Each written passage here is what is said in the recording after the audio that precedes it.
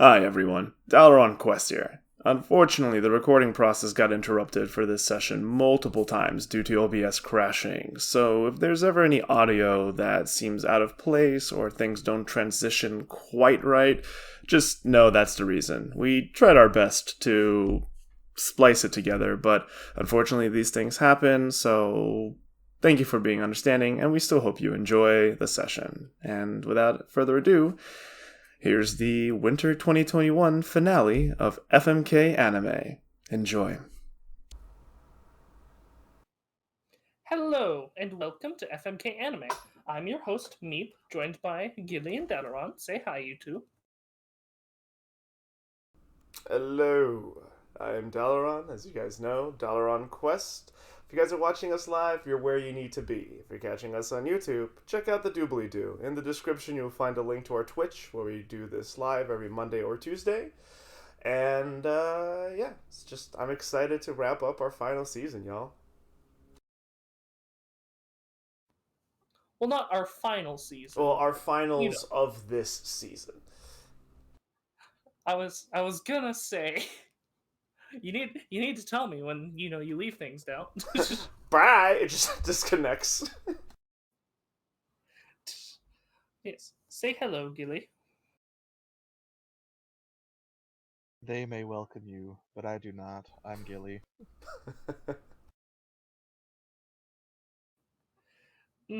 Fair enough. And this is FMK Anime.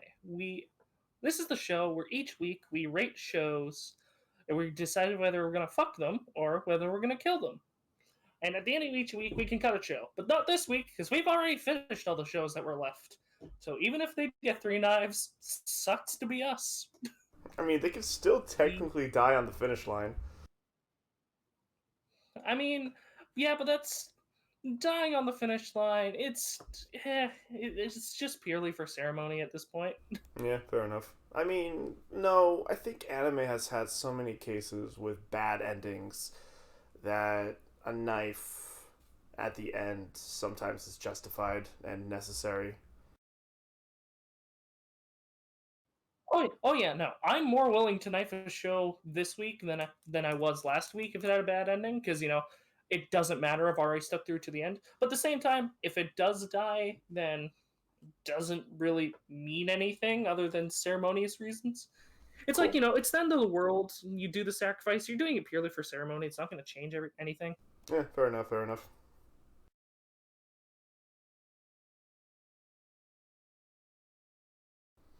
So we're killing Jujutsu Kaisen, right? It already had its final episode, so we can't even rate it this week. Fair enough. But we will need to talk about it.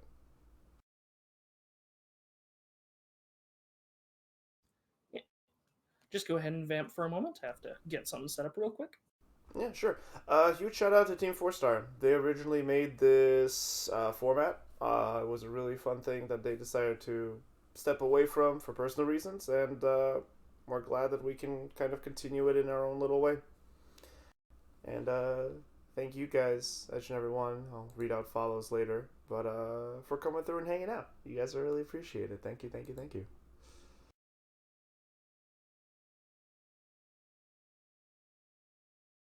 I'm stuck for who I'm gonna marry. It's between two shows. Gila, are you still between two shows, or do you have one in mind already? I know what I'm doing. Yeah. Hmm. You know what's funny? If the order is in what I think it's in, it's going to be a nice even spread of what we're going to marry.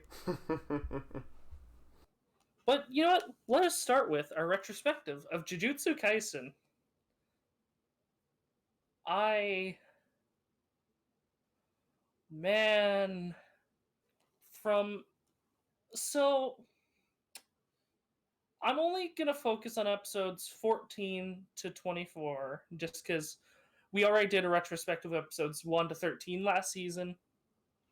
Oh my god, do I love this show. I know I said it before, but it has replaced My Hero in my heart as my favorite shonen because don't get me wrong, I love My Hero, but at the same time, Jujutsu Kaisen just has this nice like I like the occult feel behind it. Like it's more it's more dark at times, and it has a darker atmosphere, which I really enjoy.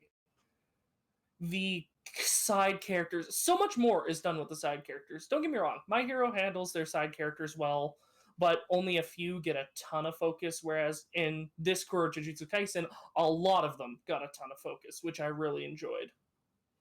It's like Maki versus Mai. That was an amazing fight, and that was the first time we saw her get to really go into action. Jujutsu Kaisen is just an amazing show overall for me. I loved it every bit, front to back. It is such a phenomenal shonen, and not just that, it's a great anime. Which I've always been the one to say, good shonen and good anime don't equal the same thing. Like it's obviously like because shonen is weird. It's in this realm where a lot of people judge them in a different bar. I'm not going to speak for everyone, but I know at least me and a lot of people in my circle we do. Like, what's a good example? Dragon Ball. I would not call Dragon Ball or Dragon Ball Z for specific a good anime. Good shonen, yes. I just I love the show, man. It's fantastic. I cannot disagree. Jujutsu Kaisen is really, really, really good. It's surprising how much heart went into this show. Uh, I'm thinking about the finale of season two of the last episode and how it sets up for the next season, technically season two. And I haven't felt this little jittery tightness in my chest of like wanting more of something, to watch more, to experience a story more, that like little excited like gimme gimme gimme more, um with many of the shows here. But they did a really good job, man. They really, I can't, there's nothing that I disagree with you there. They do characters really well. The atmosphere and setting is extremely fascinating. I've talked about this from the last season of FMK, where like the art in this show is surprisingly really good. While I've spoken out against the action animation, the backdrops, the sceneries, the humor, the facial animations, the expressions, all of that absolutely stellar in this show. And I'm sitting here thinking whether if I prefer the first half of season one or the second half of season one more. I think it might be the second. You know what's fun to think about with the second half of season one and the realization of how this show has made itself stand out. You know, it's a fun realization of mine. Mm-hmm. This second half, we have rarely at all compared it to anything else. That I It didn't. placed itself as a unique thing that we don't compare to in the second half. It stood out on its own without having to be a comparison to something else. You are That absolutely is correct. very true. Yeah, Like because I'm. I realized it a while back. We haven't once thought compared it to any of the other shows because it has the second half is where it took itself and made it different, made it something that is unique. That's. You're absolutely right. I wow. I am. You blew my mind, Gilly. This I mean, show, it still has it still gets tropey, but the problem is that like the characters, their complexities, the scenes, the actions, the story, it just doesn't. Everything that it had that you could compare to previous shonen just disappeared in the second season to make something new, fresh, unique. It's fun. I don't get to see that very much. yeah. Like I think the most we've done for or the most I've done for comparing is, bringing up My Hero, but that's just My Hero is my bar when I talk about good shonen that are also good anime, because off the top of my head I can't think of any others.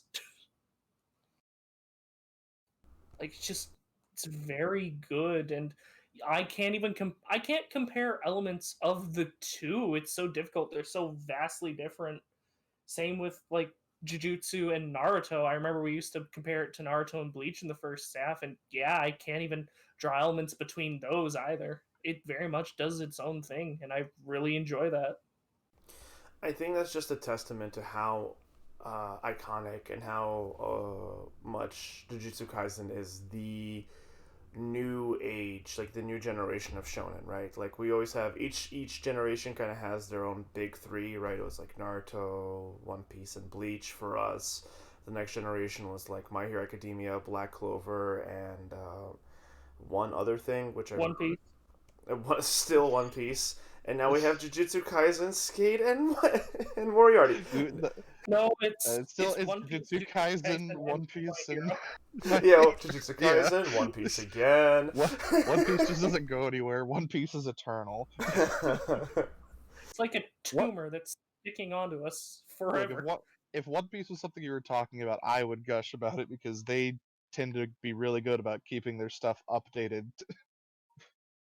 keeping it going with whatever time they're selling the show.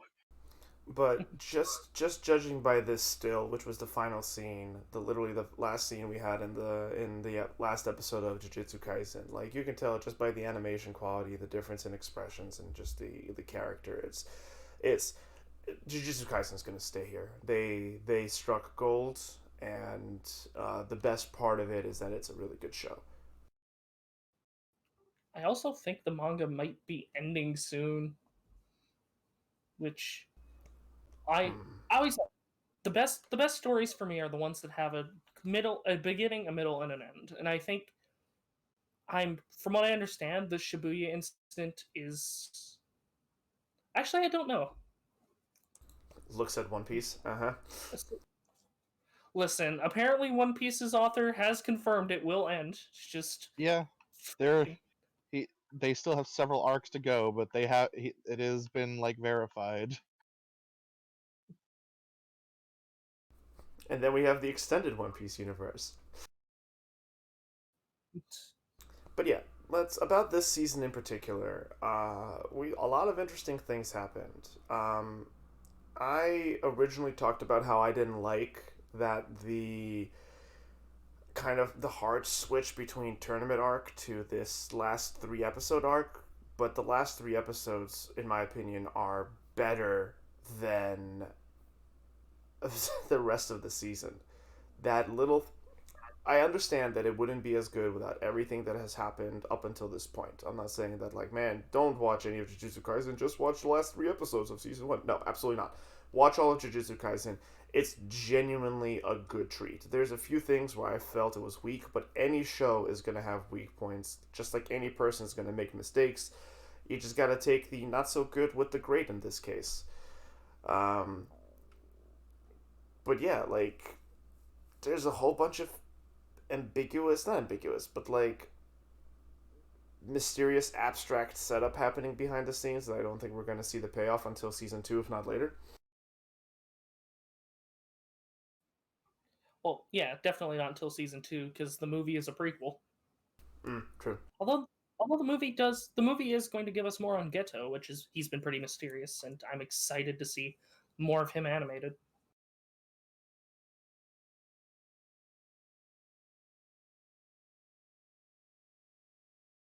We also have Squid Boy, who we don't see. We saw Hanami, who I think Hanami is a disappointment. Yeah, it.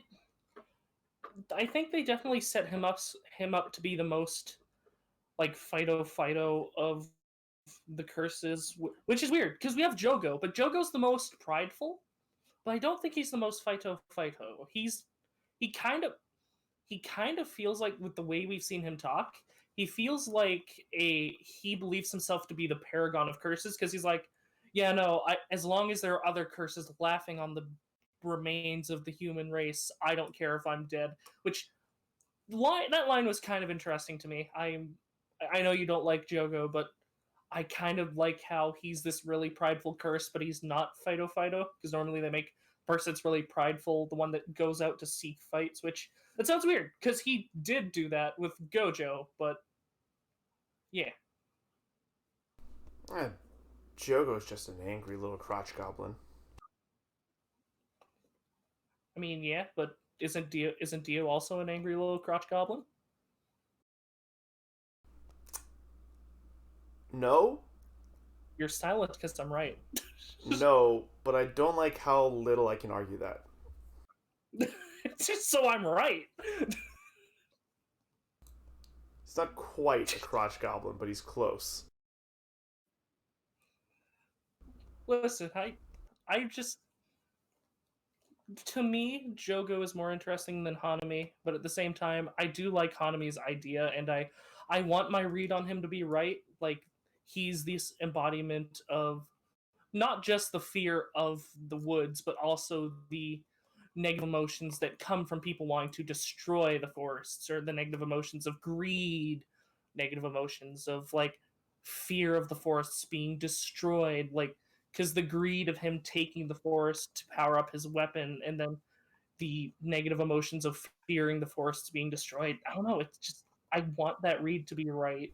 I know, and I'm right there with you. I loved Hanami's concept from the very beginning because I myself have I have a very big like soft spot for like nature, and like I've done my own environmental and like conservation activism, and my own like political engagement on this stuff.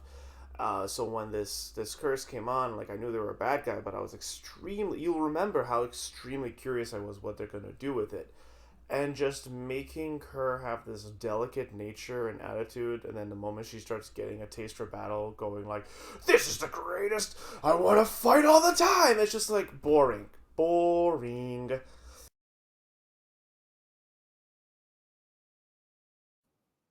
I just want to say in chat, someone asked, so if I go into the forest and fuck a tree, does Hanami get weaker or stronger? My answer, yes.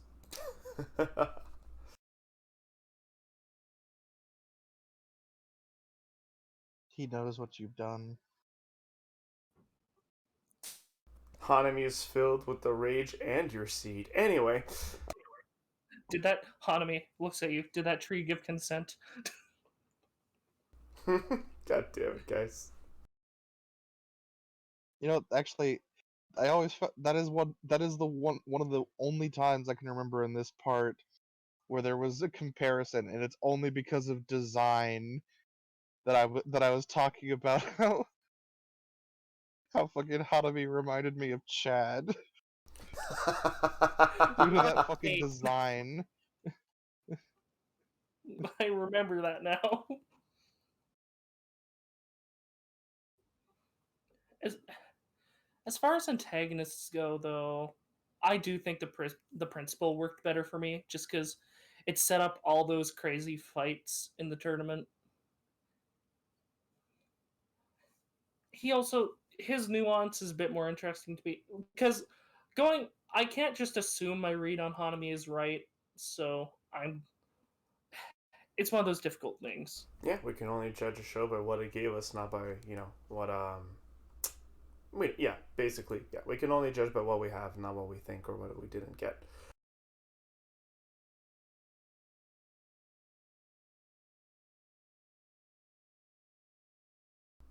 The principal was definitely.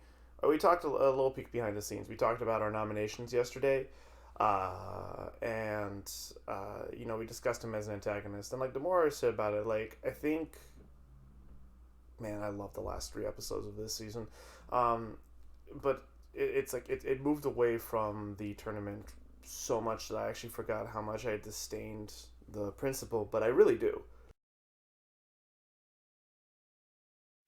Like, yes, he has his reasons, but fucking hell, he was an asshole.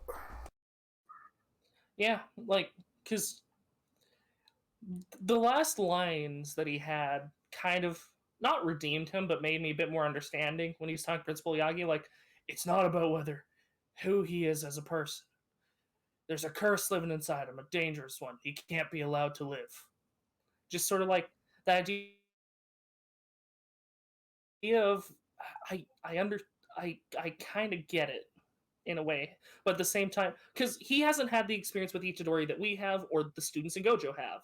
To him, Itadori is just a faceless student. That's just how it is. Same with the other students, except for Toto. He's apparently they went to middle school together, according to Toto. Itadori denies this. I mean, yeah, we didn't talk about Toto. Literally the best of the best of this season.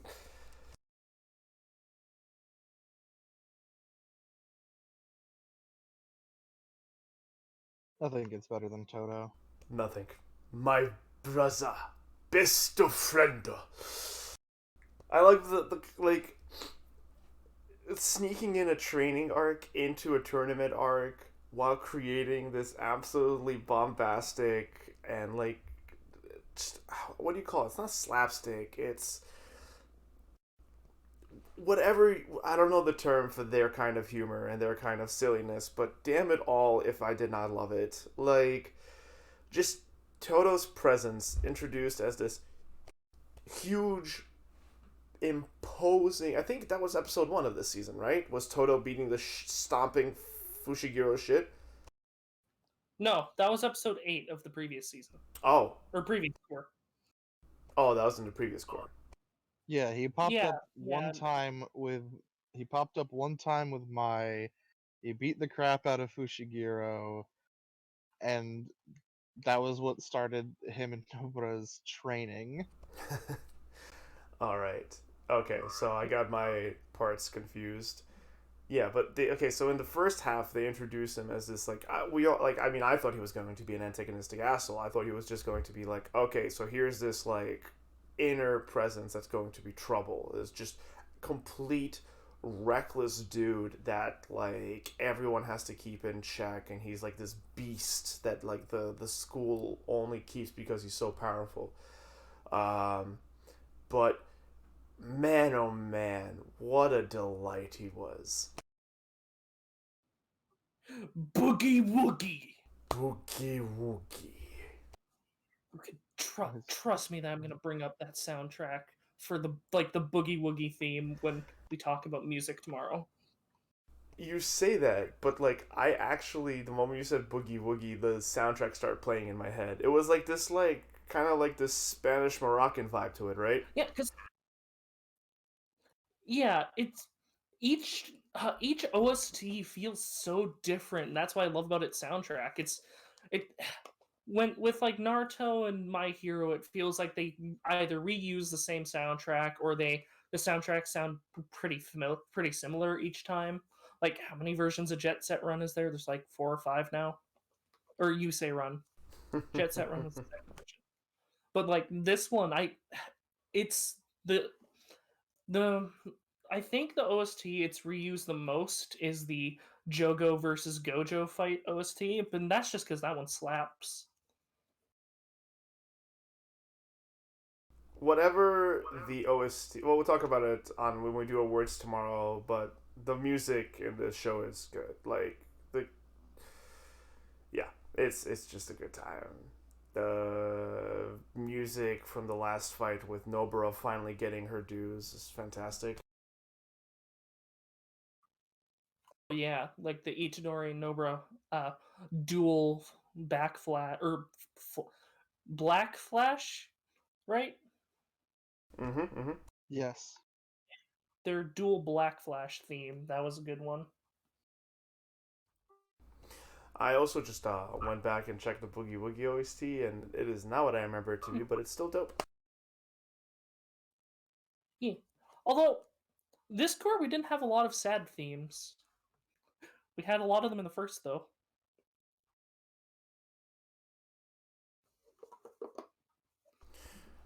We talked about how this season, like, was different than season 1. Well, this half is different than the first half, but like this half did not. Part 1, first half. Fuck, I hate this. I hate it because I'm used to you saying like season 1, season 2. The first half. Now you know why I called season 2 of fucking Ancient Magus Bride season 2. Unnecessary. Just have more seasons. they part two, while really good, did not have the tragedy that was Junpei and the sheer fake out and brilliance that the first half did with him. Yeah, but I don't think that's what this second half was about. It's the first half was very much about setting the tone because I said it in the first half and I still believe it to an extent. In an odd way, this show is about grief. It starts off with the grief of his grandfather, and then it went to Junpei, and like I was so sure they were dead flagging Toto that arc. I'm not gonna lie. You and me both.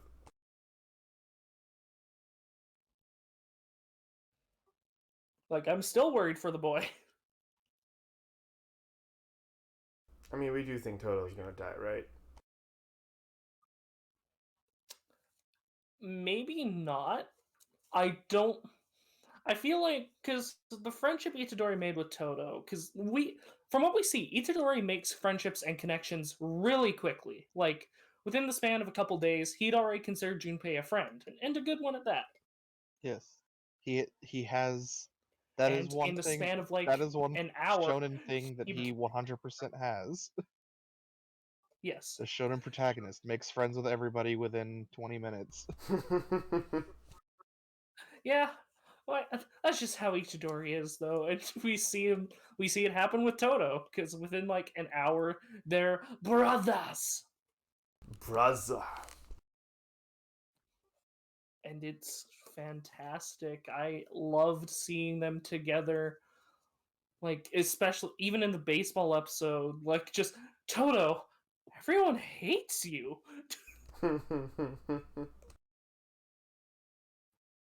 I don't think it's OBS. I think it's the connection with Twitch that's dropping.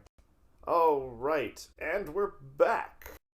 I mean, it depends. Are you in a harem anime or not? Oh, god damn it. Wait, no, but if you're in a harem anime, you wouldn't think about boobs because, what do I do? Stop paying attention to me, all you lovely girls. What Yes, harem anime? yeah, do you that's the thing. watch? If you're in a... What do you mean, Meep? To be fair, my biggest experience with harem anime is High School DxD, where the main character definitely notices all the attention he gets and feeds into it. Like, everyone that I've watched, they... Several ones I watched, they know what's happening, but they don't like it.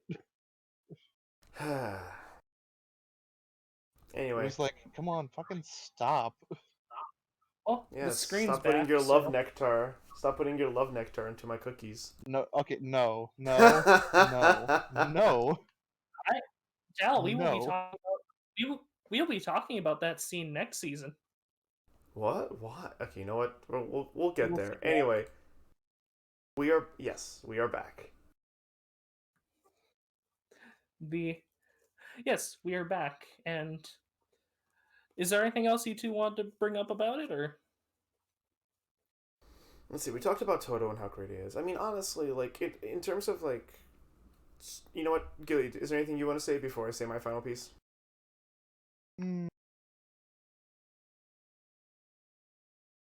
Uh, the only thing I really have to say is just something I've brought up before. I just love. It's becoming more of a thing with shows in general, but you can really see it here of characters having, more than one outfit. Yes. oh I just yeah, appreciate that. This show really does it well, though. Instead of having like maybe one or two alternates, it's several different things. Mm-hmm. Especially especially for the Gojo. villain. I'm just yeah, Gojo likes to accessorize. But no, like I, I'm enjoying that anime is starting to realize people actually change clothes. Um, and the Jujutsu Kaisen is like just sort of a good example of that becoming more of a thing, and I appreciate it.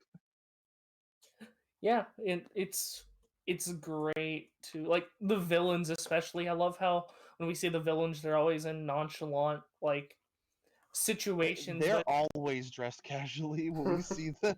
I think the villains actually have maybe not Gojo, but everyone except Gojo. I think the villains are dressed more. We see them in more outfits than anyone else.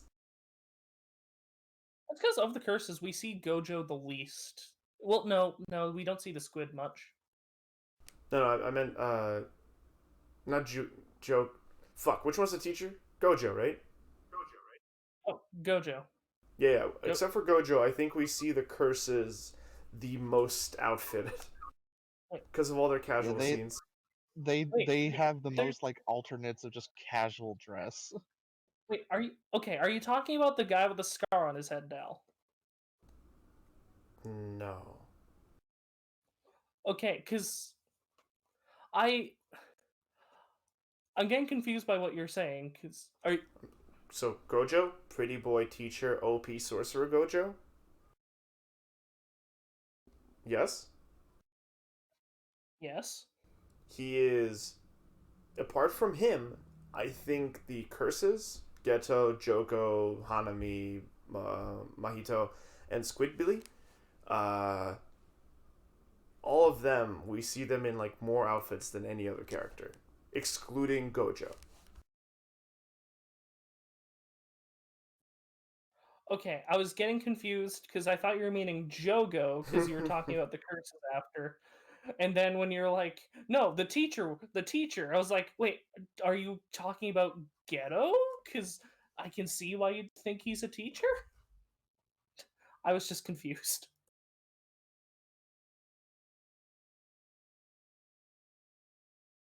Yeah, no, I got you. The names we've discussed this before. How Jujutsu Kaisen's naming convention to have Gojo and Jogo and Hanami and Nanami. It maybe it's just for us stupid Westerners, but it's definitely gets confusing at sometimes at some points.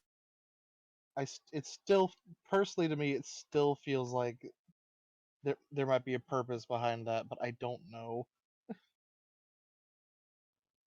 Yeah, because there's Jogo and Gojo, Hanami and Nanami. And do we know the Squid Curse's name? If it was mentioned, Uh, I don't remember it. it's come up once or twice, but I always forget it because it's only come up once or twice. Mm-hmm. I think that one might be because we've seen teachers from the second school now, so there could be a name similarity between the Squid Curse and the second school teachers. Hmm. Couple last little small bits I wanted to say. One, I love how the show's visual comedy. There's a lot of things it doesn't point to, like for example, the game of life when they were playing it and the guy breaks the piece. They didn't like point and go, "Oh, haha, it's weird they're playing the game of life." It was just like, "No, don't fucking break the pieces, you piece of shit." It was like, are they really playing the game of life? Oh my fucking god! It's ironic because they're curses.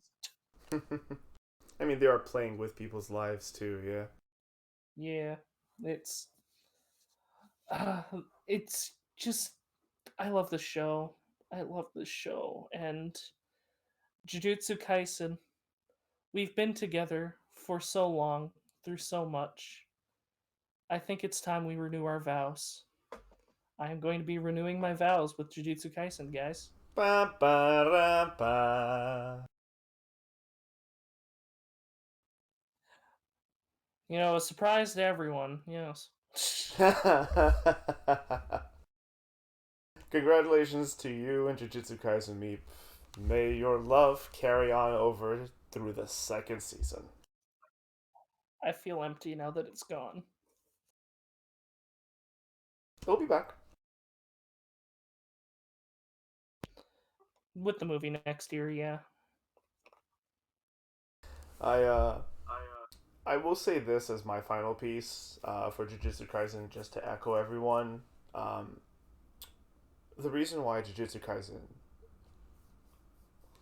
honestly, like with how good the last 3 episodes, I actually thought of joining you in Menage a Trois with Jujutsu Kaisen. I considered it just because the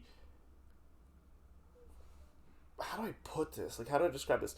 the vibrating excitement I had in me after the last episode was incredible. I thought it was so good. Um, but I think a different show has my heart this season. This show has done so much right. Its comedy is fantastic. I think sometimes it plays into the comedy more than it should in certain scenes, like with Itadori's reveal, but maybe it just wasn't for me. However, it does characters really well. While its fight scenes, in my opinion, many of them looked unattractive, they were still dynamic and action packed, and you felt the weight of the hits, and it was still interesting to see what would happen, even if most of the times the enemy would just run away or escape or survive. It has it for a shonen. It does so much right and then some.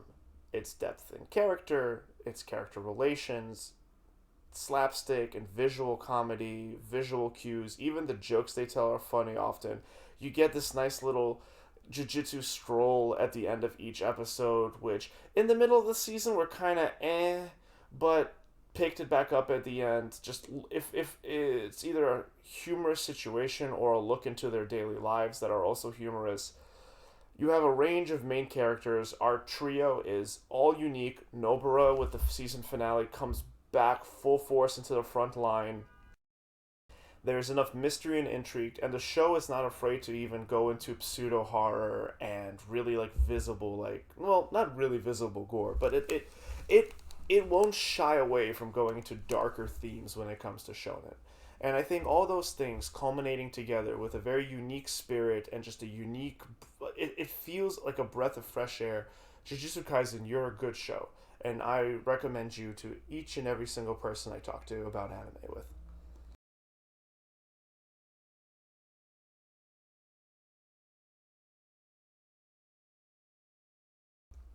Did I disconnect on my end? Hello, guys? No, you're Okay. still here. It is just a. It is a really good show. It's well written. It's well done.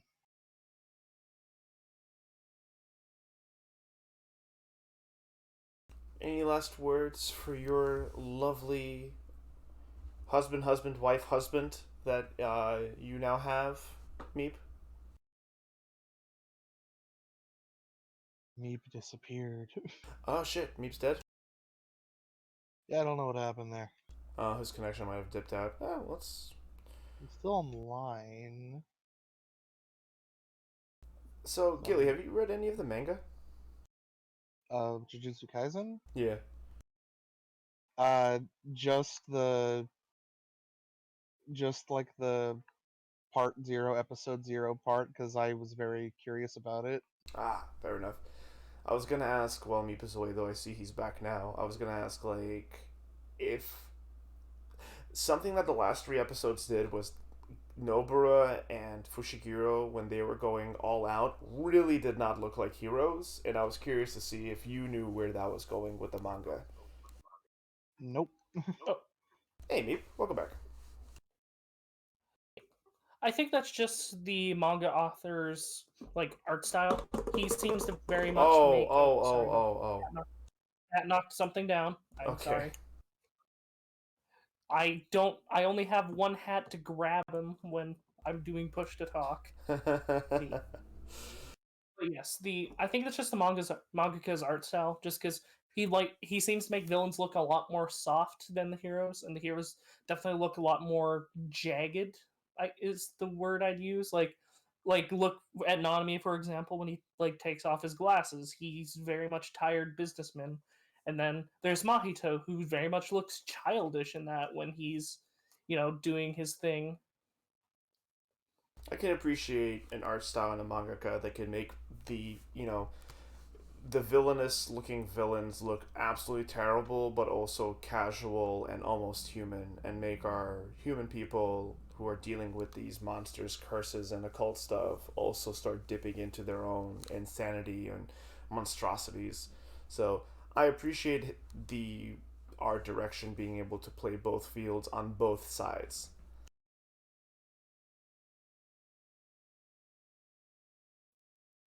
Yeah, but is that everything for Jujutsu today? Indeed. Anything else you'd like to say to your lovely, looking at our three and teacher, husband, husband, wife, and husband? Well, other than grabbing Gojo's ass, not really. I feel like Gojo, if you grabbed Gojo's ass, he would grab yours, and it would be like a power struggle. Yeah, listen, I have Gojo to my right, Maki to my left. I'm living a good life.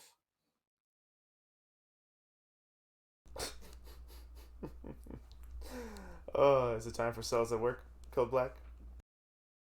Yes. Let us move to Cells at Work Code Black's retrospective. I enjoyed this show overall. I know you two weren't the biggest fans of it, which that's fine. This show definitely isn't for everyone. I definitely enjoyed it myself though. Like the we get a lot of development after the uh after the episode that we dropped it. Funny enough, so I think the episode after that is a it goes into Cell Boy, like how the overwork is affecting him, and his friend is like, yeah, no, I get that this work is important, but they're putting way too much on you. Sometimes it's important to take time to yourself, and it teaches Red Cell Boy how to slack off a bit because he's working himself to literal death. And then the episode after that, we get some nice interactions between them. Then his friend does, spoilers, kick the bucket, and then we get some more development of Red Blood Cell quitting and going, no, unless the body gets a wake up call, it's just going to stay terrible. And I did like the development. Well, he's not the most complex character. I wouldn't argue him for best main character, but I still like him. His relationship with White Blood Cell 2 Oh, is you cut fun. out his relationship I with don't know. The show White is Blood Cell like too. his relationship with White Blood Cell is cute and fun. It's fluffy. Like they they never kiss, but they hug, which fair enough. And the I just enjoyed it, especially even the ending where the body starts to get better. I just wish there wasn't a cop out where he and White Blood Cell get donated to another body that's even worse. That was not. I don't know. Maybe season 2 will me, but I might not watch it. I might watch it. I don't know.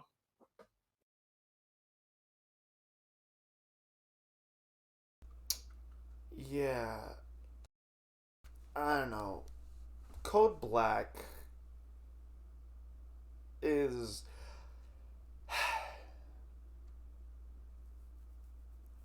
my issue with Cells at Work always has been that I love it as a concept, like anime everything, anime cats, anime plants, anime the cells in your very body.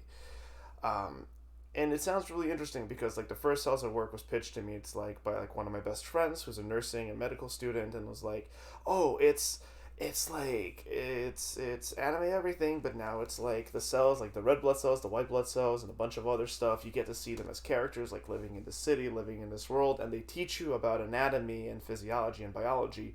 While with each episode, I'm like, all right, cool. This sounds like good, fun education. What's it called? Fun, educate, educating entertainment. Edutainment. Thank you, educainment. Yeah, Edutainment. edutainment. Yeah, I've heard that term and I hate it, but it's a thing. It's surprisingly hard to pronounce, but it's.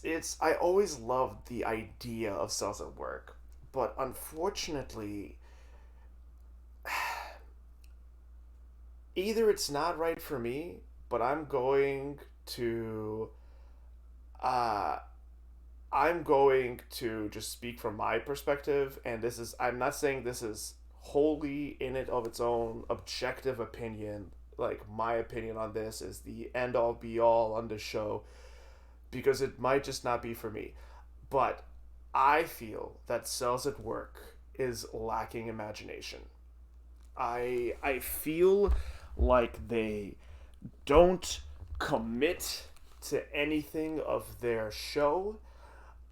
I feel like they could have been more imaginative with the characters, and they're like the designs are really good for like the core, the red blood cells, the white blood cells, the T cells, the hemorrhages.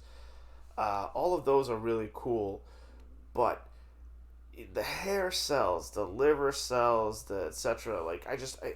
The world never feels actually connected. And like when they do cool thematics with a specific type of cell, like the liver cells when they were washing off their like little handmaidens, I thought it was good.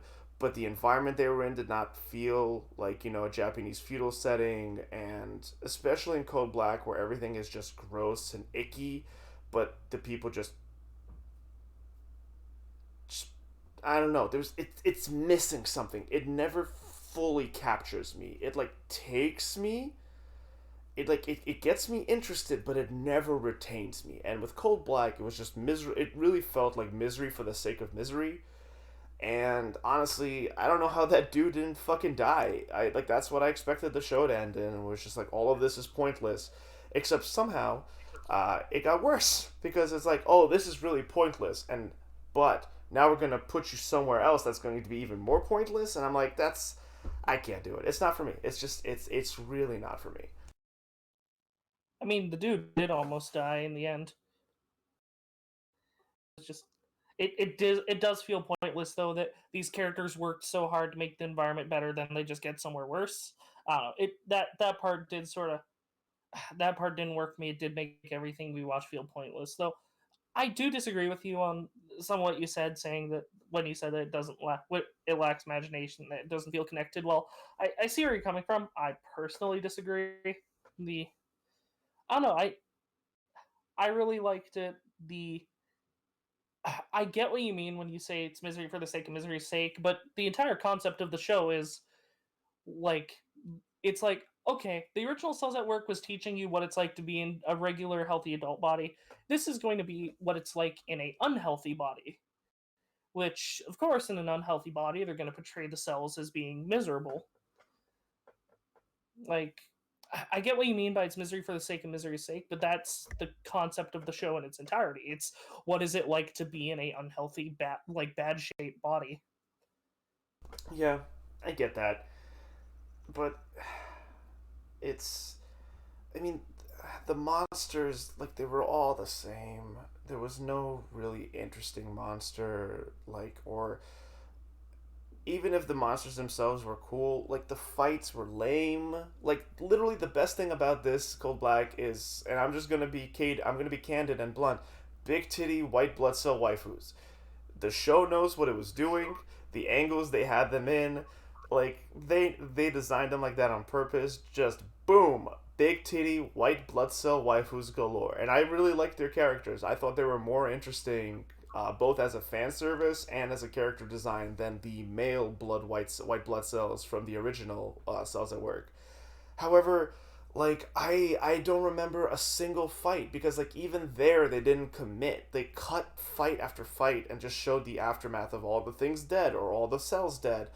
And it didn't do it for me. It did not do it for me. I think you may have been looking for something the show never promised to deliver. I don't know. The show to me was never about the fights because it's not really a battle anime. Like whereas if Jujutsu Kaisen did this, it was like, oh yeah, there's never any fights. I'd be a bit pissed because like it's a shonen. But yeah, for Cells it worked for me. It's not about the fights. It's about learning about the body and how the solutions to these problems happen. It's very much an episode of the week with a bit of an overarching story. I, I don't know if you're gonna have a bunch of monster of the week type baddies, like weird creatures with a bit like the bacterias and the viruses, etc., that are like you're gonna have these T cells that are all about combat, and the whole show is about combating diseases and like fighting them off and showing how creating an anime like interpretation of what goes on in your body and how that fighting system works. You're just you're just wasting opportunity and potential by like not creating cool fight scenes. Like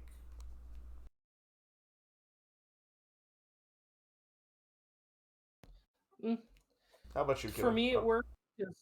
Oh, sorry. No, go ahead. I was just gonna say, for me, the monster designs themselves worked because what the monster designs was they were the monster designs from the original cells that worked, but they made them more grotesque, more strong looking. That for me it worked, and that's definitely benefit of me have watched the original. But when it comes to the fight scenes, it's the issue here is that a lot of these issues are something that can't be solved by your own body. Gonorrhea, for an example, you need to take penicillin for that. So it's I get you, fam, but I also don't get you, fam. If you know what I mean. I think he may have just been looking for things out of the show that it wasn't going to deliver. I don't know. It's. I think it's more just that it's not for you. Yeah, fair But enough. that's just my read into it. Yeah, fair enough. Gilly, I remember you've always been a little on this show as well. Anything, any thoughts on the farewell?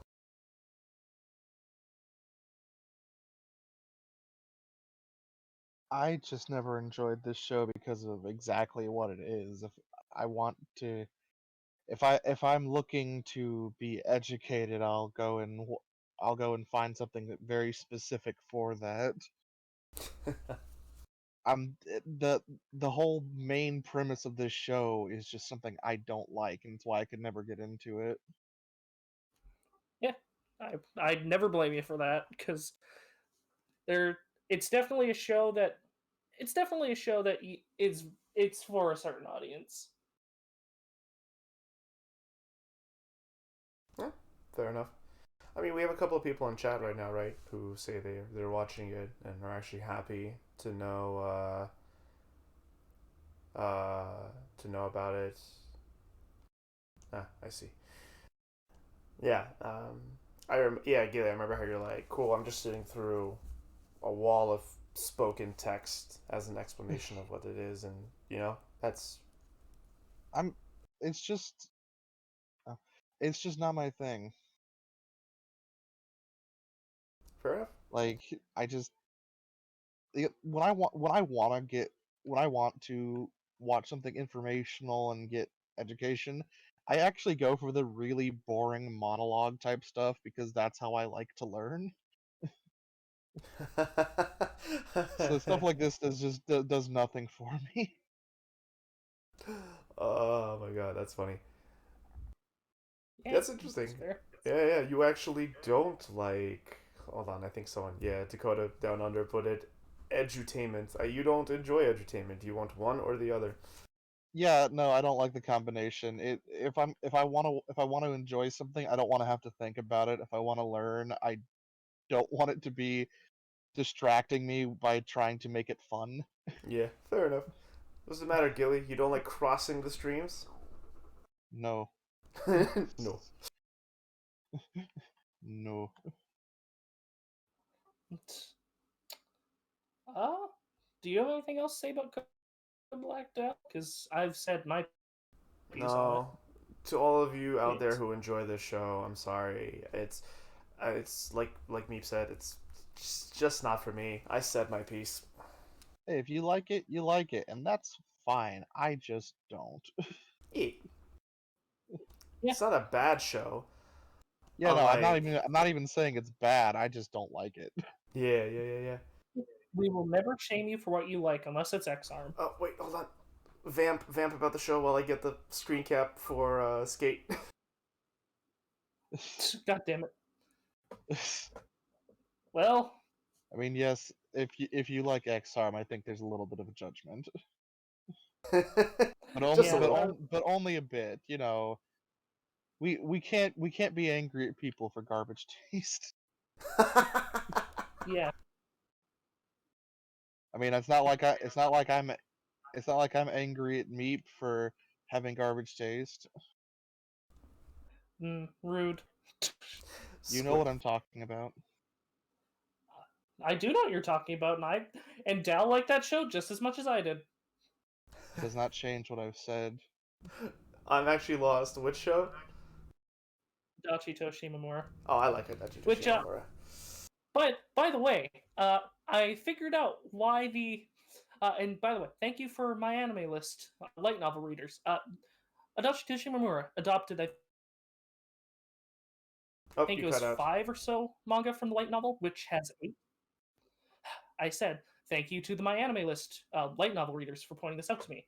Adachi Toshimura adapted like 5 or so volumes of the light novel when there's around 9 or 10. So there is more of the story to experience. It's just we'll never get a second season because, like Yuri on Ice and all other show anime like that, Japan or studios never give those shows second seasons. It depends on their popularity. By the way, I'm ready to move on to Skate. I got the screen cap.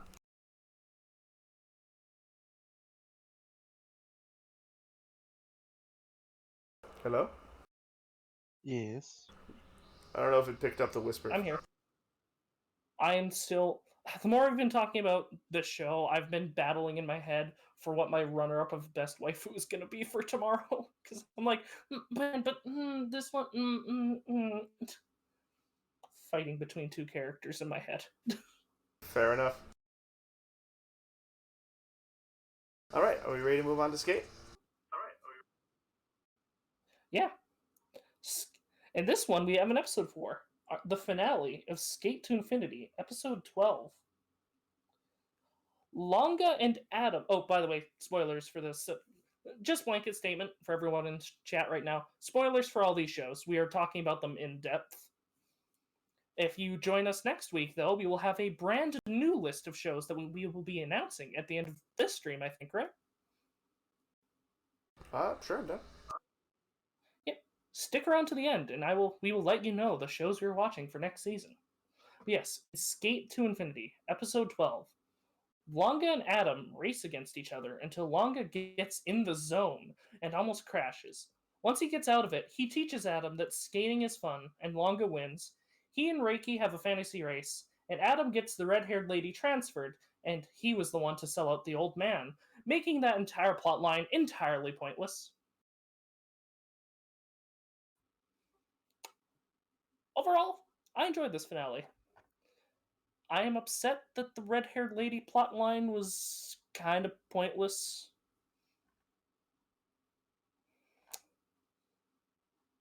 It also makes the Snake and Adam plotline feel a bit even less interesting to me. Also, Shadow gets screwed over hard. In more ways than one. Boy. Shadow, for everyone watching, Shadow goes to his manager. He's going to ask her out. Finds out she has a boyfriend. I don't. Why does Shadow get shit on so much? Because if he wasn't, he wouldn't be the anti-hero we deserve. I just want to see him happy. So, I don't know if you guys can hear this, but my neighbors decided to mow their fucking lawn and leaf blow it right now, so I'm gonna be away for a little bit. Oh, okay. It's okay. Me and Gilly. Well, wait. If you're using push to talk, we don't hear it when you're on push to talk. I have my sound suppression on, but it might still get picked up, so you guys talk about it. But I agree with you, Meep. I'm not hearing anything when you're talking though. God bless. I think you'll be fine. Yeah, no. What did you two think about this finale? I thought it was very beautiful. The skating was the best we've ever seen. Finally, we get some good fucking skating. Well, okay. No, I say that like we don't. We got some really good skating last episode too. It was just this. It felt like a lot of the show. Some of the skating wasn't as good as it was at the start, but like with Reiki versus Adam and Lonka versus Adam, I think it got a lot better.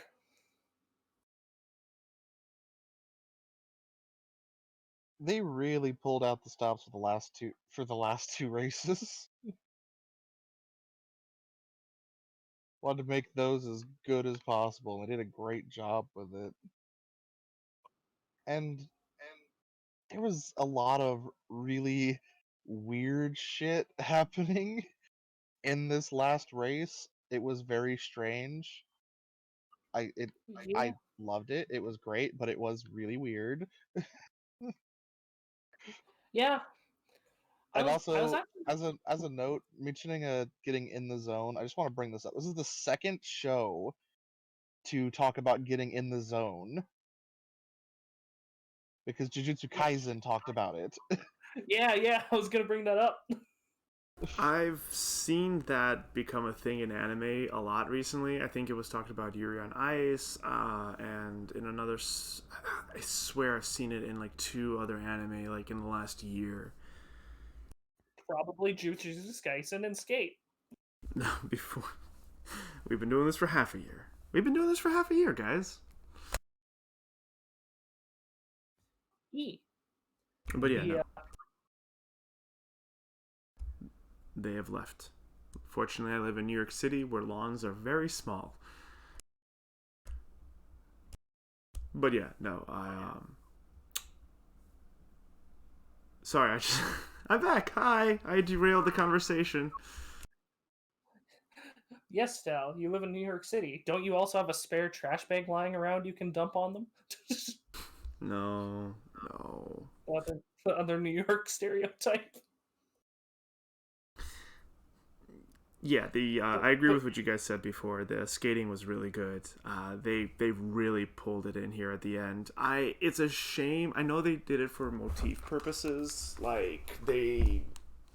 It's a shame that everything was so dark and purple. And Adam's outfit, which dramatic ass bitch as always, was black, blue, and purple.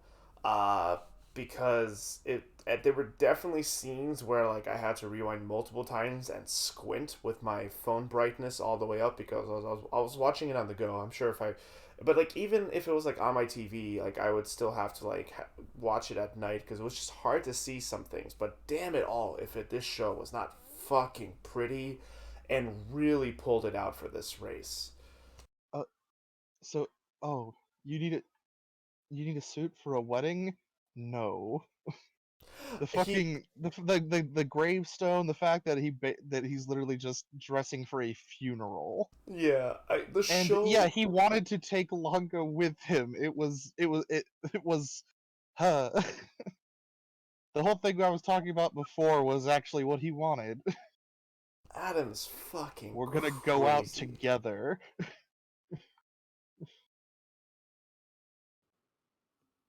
the I'm surprised they went for more of a redemption thing with Adam than a comeuppance. That actually was the biggest surprise. I didn't I had no expectations for that. I I think that really I makes didn't. I think that makes the episode worse. I my biggest problem with it is that Adam doesn't get any punishment for his multiple attempts of murder. Yep. The it's kind of it's very odd for me with our little like post credits thing when all the when we're seeing all like the little cute little clips and everything. It feels really odd that Adam is just now hanging out with this group and Reiki is somehow okay with this when he put his friend in a coma. It's a little weird. Yeah. You mean that he is Adam's literal submissive?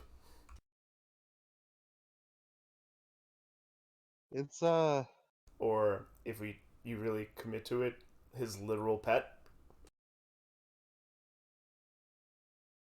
It's fine. He's into it. I get it. I just didn't think that would be the last line of dialogue we would get in the show. that was very that is another interesting moment. They Some should have. weird shit happened. I mean, I'm glad that the Yeah. show is committing to being just gay enough instead of not gay enough, but like, come on.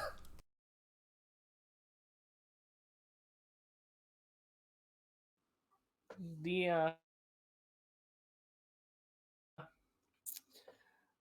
overall, I liked this ending. It's just, I don't know, it feels weird for me because, again, Adam not getting a comeuppance for the shit that he's done.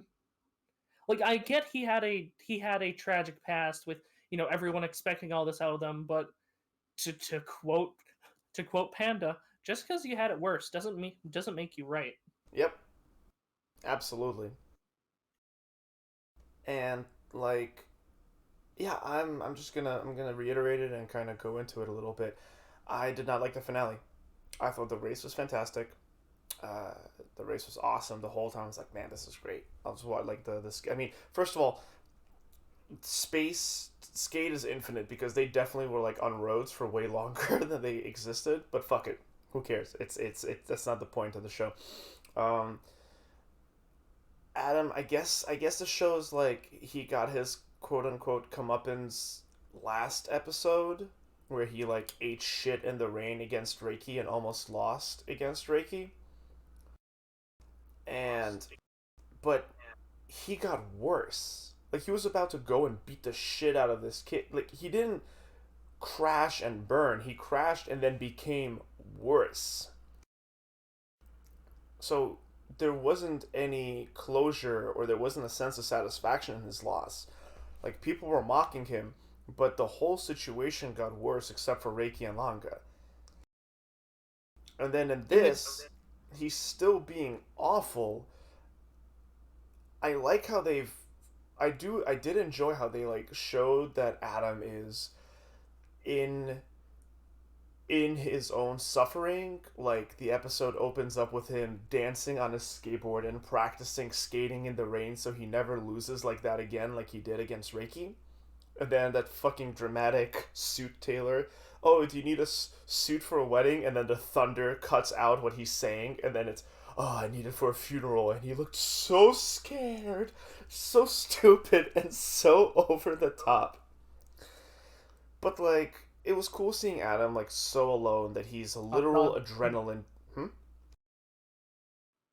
I, sorry, I was just making a joke. Adam calls himself the top dog before he asserts Snake as his bottom. Um, but it's great to see the show finally like this. Adam is an adrenaline junkie. He is an utter adrenaline junkie. That's why he jumps out of helicopters and he like skydives into his seats. He dances and attacks people on skateboards and does super dangerous tricks. It's all to push him into that pure zone of adrenaline, the zone as he calls it, and the idea that he shuts the world out through it. It's all really good, but having the resolution of the story be skating is fun and maybe the real skating was the friends we made along the way and we defeated everything with the power of friendship and love was just cliche enough to sour the final notes for me. I'm not killing this show, but I was underwhelmed by the finale.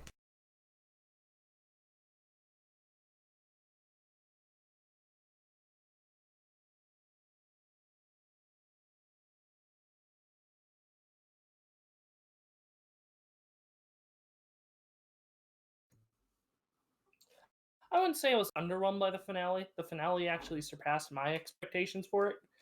Because I think out of everyone, I was the most worried for how the show was going to end, and it didn't end as bad as I thought it would. I mean, when Longa was falling off the cliff and saw the flashback of his dad, I actually thought he was about to die. I was like, oh, okay. That was a nice moment. He and Reiki also went and visited his dad's grave. That was really nice too. That was really nice. Speaking of, I have one question for you guys. One Is his really dad buried important in question. Japan, or is he, or did they leave the country? Ah, that's a good question. Kind of wondering that myself when I was when that happened. They did visit his grave. Maybe they flew the body back to Japan when they moved back. That would make sense, seeing as they moved there, having Yeah. to go to a different country to visit your father's grave would And they have a be nice apartment, awful. so I assume his mom has a nice job. But guys, I have a really important question It's for you also all. very possible that they. Oh, I was just gonna Go say, ahead, Meep. it's Go ahead. also very possible that they. It's also very possible that they bought a tombstone for Japan. Like the body might, depending on if they cremated him or not, because they Oh, could just they could have his ashes, but either way, they could have bought a tombstone for like their home in Japan just to remember him by, because he was someone so important in their lives. that's a good point. That's a good point. But yes, now it's time for my very important question that will not land now that I had to introduce this joke 3 times. But, guys, are you having fun, my son? That Are whole you with son? I, Yes! I'm I am convinced that that was the original line before someone went, "No, we can't." What?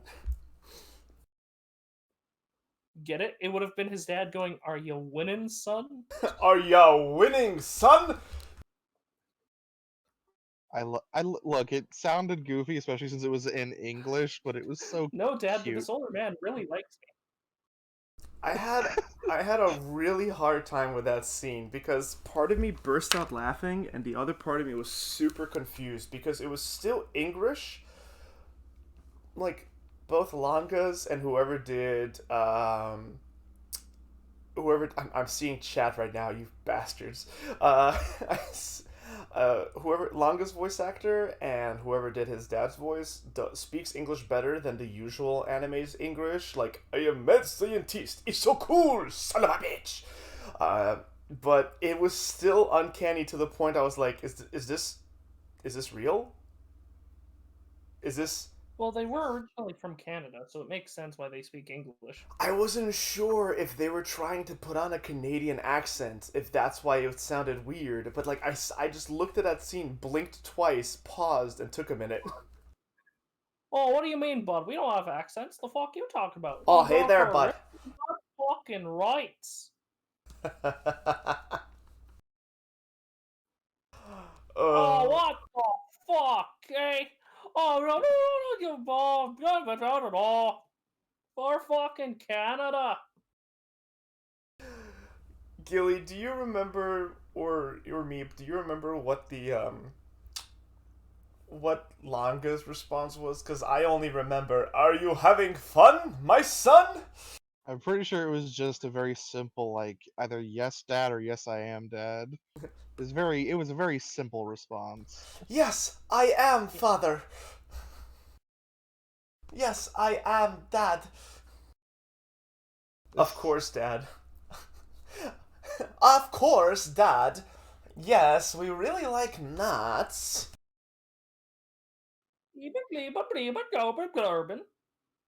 Yeah, you're going all over the place with the accents now.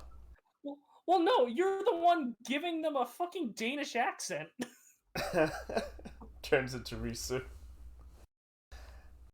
Yes, now it's as long as dad. Non-stop not November. Why are you giving them a Danish accent? It's not Danish. I'm referencing a VTuber. Oh, okay. It sounds like you're Look at giving them chat. a Danish accent. Oh my god. Chat's going. Chat's having fun. Chat's having fun.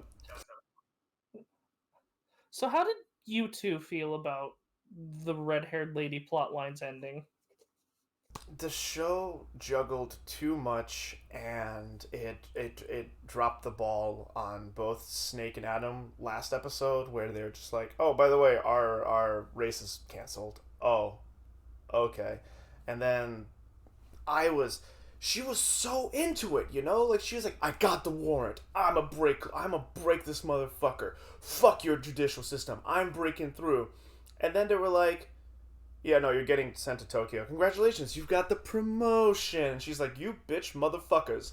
And they're like, nope, you're getting a promotion, a higher paying job, and you're going to Tokyo, so you're not bothering us anymore with our crooked politics. And in reality, it was Adam breaking his own house of cards to save himself and liberate himself, which is cool if we had any fucking inclination that it was going to happen. And in the end, it just ended boring. I just don't like how that plot line kind of amounted to nothing when we spent significant, well, not significant, but time on it.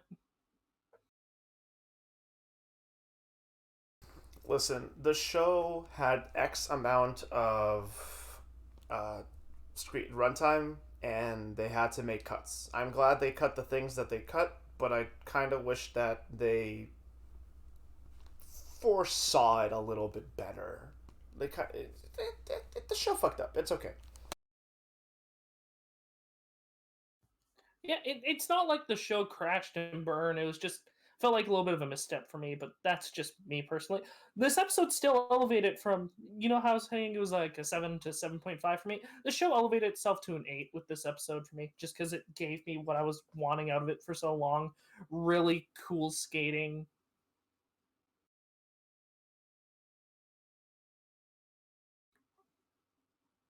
What's your opinion on Gilly?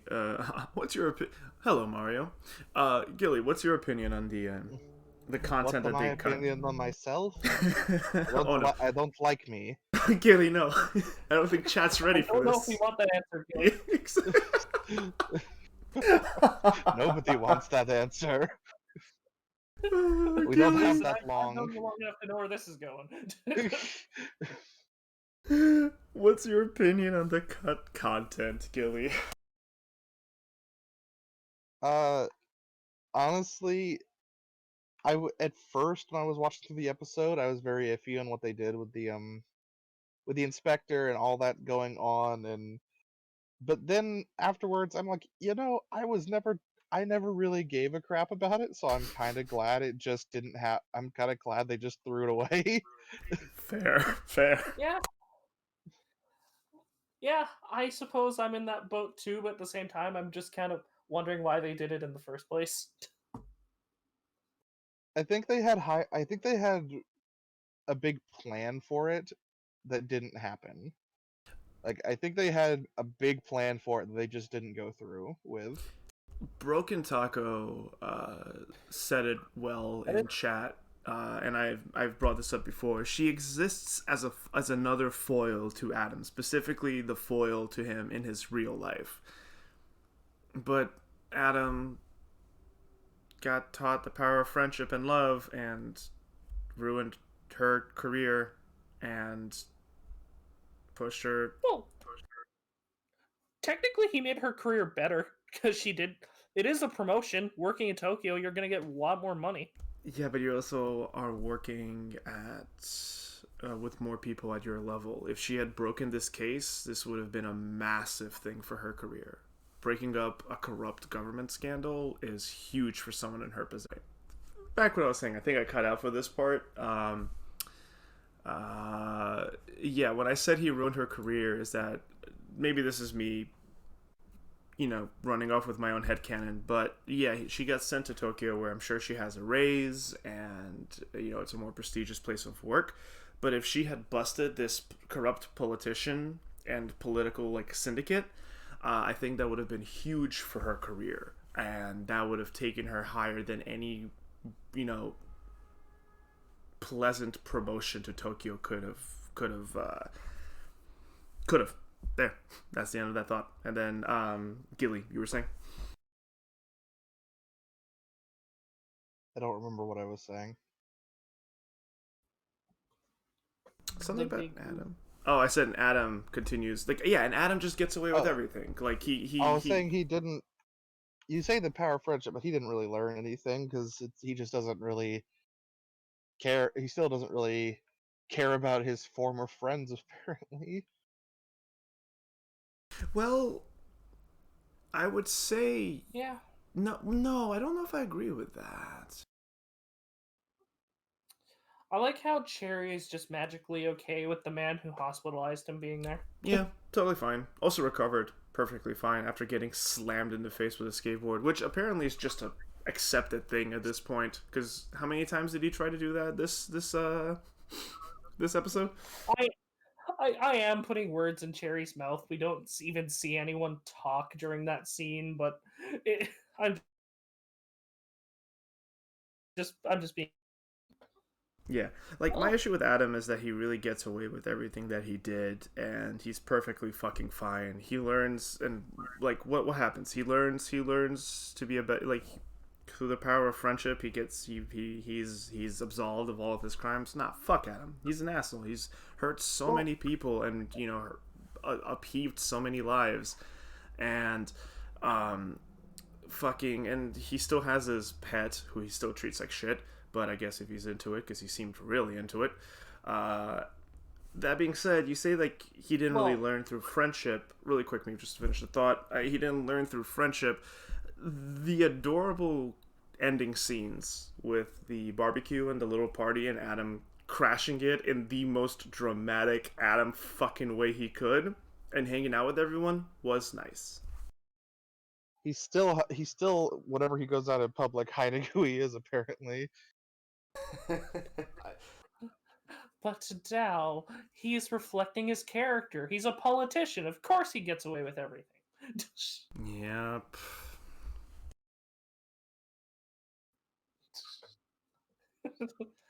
Uh, well, this is a retrospective on the entire series, so do we want to talk about the older parts of the show too? Should we hold up cards for this episode? Sure. I'm gonna give it a fuck. I enjoyed it. Yeah, same. I had a good time with it. It was a fun Wow. episode, and there was some weird stuff, but it didn't matter. I loved it. Yeah, yeah. I already said it. I'm also holding up a fuck. That's a little bit less enthusiastic than my previous ones, but hey, you know what? Show's still fun. And before we talk about the retrospective, I just want to bring up the actual race. Adam's like insane, right? Like he can run faster than a skateboard. His fucking Yep. feet. He jumps off the skateboard and like he couldn't catch up to Langa on a skateboard, so he jumped off of it and ran up to him and swung at him.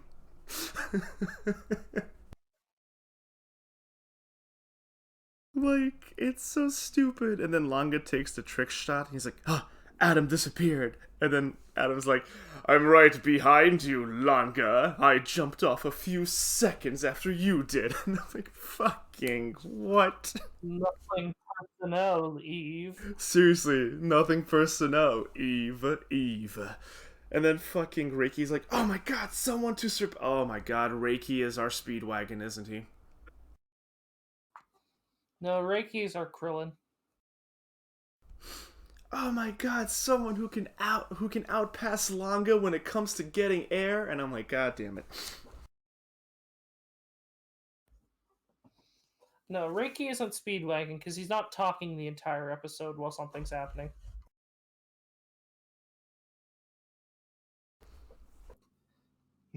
When it comes to the entire series as a whole, I I enjoyed it as well. I honestly don't have much to say about old episodes other than I Adam has grown on me since his introduction. Same with the other characters. Episode 6, the beach episode, still not my favorite. Least it's my least favorite actually of the show. Still, I don't. The stuff that happened in episode 6 still feels like filler to me. Uh, some of the later plot lines, not the biggest fan of, like the snake plot line and the red-haired lady plot line. Shadow just gets shafted the entire time. It makes me sad. Mia Yeah, kind of does that's my too. yeah, that's my main issue with the show. I think it's a good I think it's a really good romp. I think I would still recommend Skate because the skating itself is delightfully spectacle and very much shonen. I see what they're going for, especially in this last skate, in this last beef. But one of the things that, you know, I've talked about this before. You guys heard me about this, say this multiple times. The two things that I love about a show is its characters and its art direction, and its overall visual presentation. And this show has both of those really well. But the former, the characters, Joe and Cherry get taken out. Shadow and Mia get taken out, and we were talking about it early on. Like even in the beach episodes, like man, it's nice to see Shadow and Mia again because I feel like the last episode they kind of weren't really a big thing, and then henceforth they were there to be like, make up with Langa and like we're cheering you on, but like they didn't fucking matter anymore.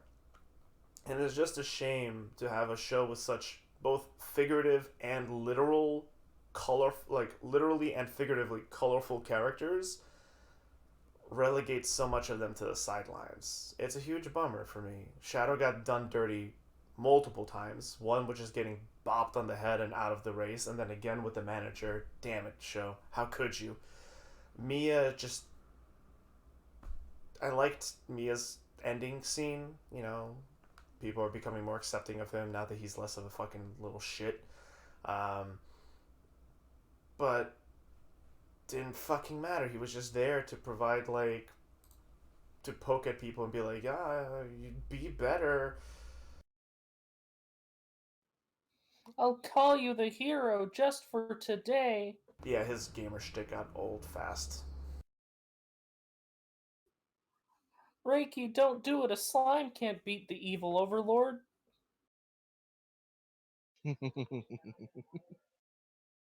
Yep.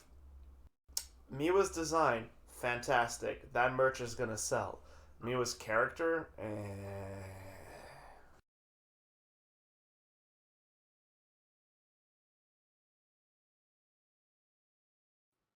Yeah, of those cast, Mia is definitely the weakest for me. If you would have asked me around episode 7 or 6 or 7, I would have said Cherry, but Mia definitely now.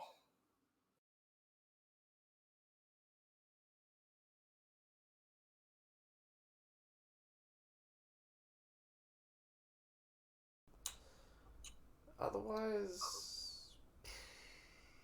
yeah, I mean, the show is what the show is. I mean, it definitely, like, it never commits to whether it's going to be not gay enough or really gay.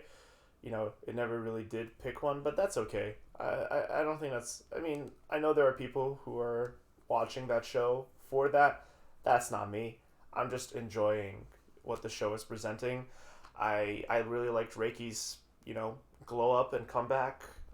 It was nice to see one of our two leads kind of hit a really low low. Um, though this will be discussed more tomorrow, or I guess at least it will be discussed again tomorrow when we do awards. But it definitely felt like Reiki was the main character of the first half of the season, and then the second half, Langa really came into the foreground. I'd say episode 4, it felt like Longa was the main character onward. Yeah, yeah. And like Death to Reality in chat says, Miwa did play a good role because of like reminding Reiki that like he broke his promise to them, but also the show kind of never gave closure to that scene. Reiki didn't come up to Miwa and apologize. It just kind of rolled over because Miwa was genuinely sad. It was very sad. Hello, useless Miwa here. Useless Miwa. Keep calling him Miwa. His name is Mia. Did we say Miwa? You have been saying Miwa this whole time. Ah, fuck. Useless Miwa lives rent free in my brain. Because she's too adorable. She's a good bean.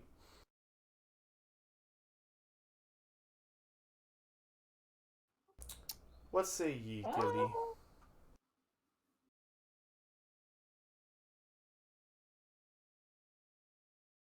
What do you mean? Looking back on the show, this and Horimiya were your two heartthrobs, so to speak, for this season. How's it feel now that it's come to an end? Sad because I know there's not going to be any more. I already had the feeling, and it became more and more obvious as it went on. This is a very short one-off series. Yeah. My heartthrob, at least I know, will get more episodes. This unfortunately won't, though, so I get what you mean.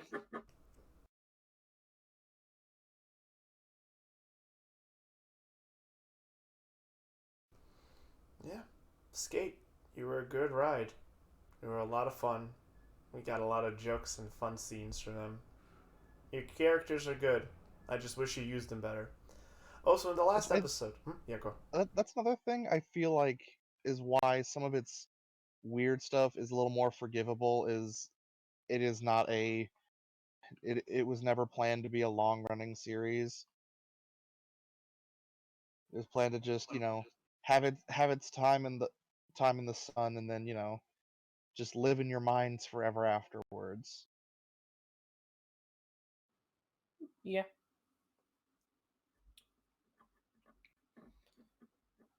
Yeah, that's well said. What you mean? There's one last thing I want to say on the finale, though. So remind me if this is correct or if I'm correct on this. It was everything came to an end, da da da da da, and then Langa and Reiki met up at the crack of dawn to do their own race, and then we kind of started seeing all the other character moments, right? We got manager actually having a boyfriend with a sports car, doing Shadow dirty. I mean, Shadow's not entitled to her dating him, but the show did Shadow dirty by like showing this like pretty boy dude with a sports car picking up the manager and like breaking Shadow's heart. We're allowed to feel bad. Um, at the least, the show could have given Shadow was a chance to ask her out, even if you'd get turned down. Um, Joe and Cherry eating, Miwa getting that kind of reconnection with his fellow classmates, and then the final scene with the red-haired investigator and Adam. Right? That's how that went. I think Reiki versus Longa was after the character moments.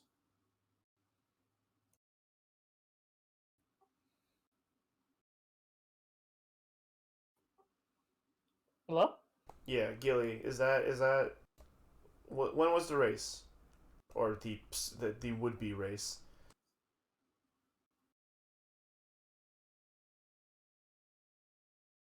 I actually can't remember for certain because there was a lot that was happening all like one after another in that very ending. Mm, okay, in that Which case, there's something I remember that I almost forgot to bring up is when they all were walking through the line and Joe got that autograph from Cherry, and it was like little something is what it said on there. I just thought that was funny. I think it was Little Kojiro. yeah, little Koju, and then in the tops it said like doofus or dumbass or something like that. It was great. I love their relationship so much.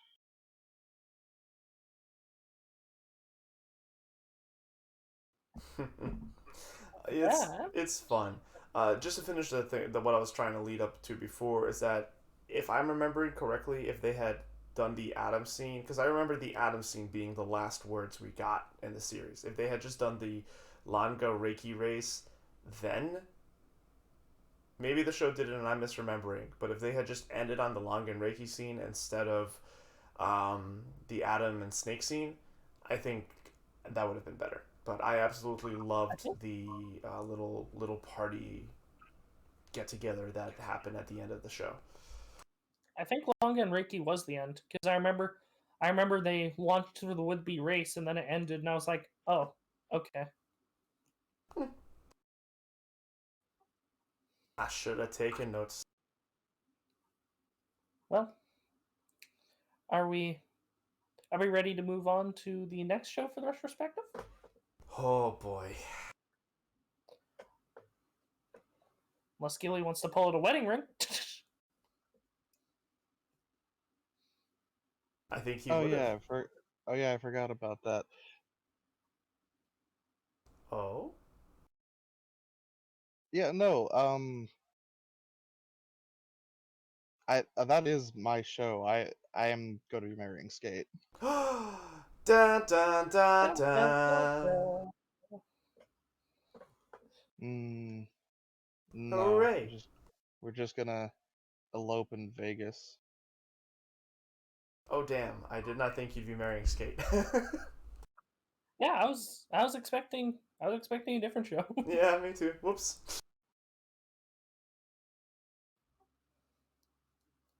Happy I grabbed the Goddamn. poster for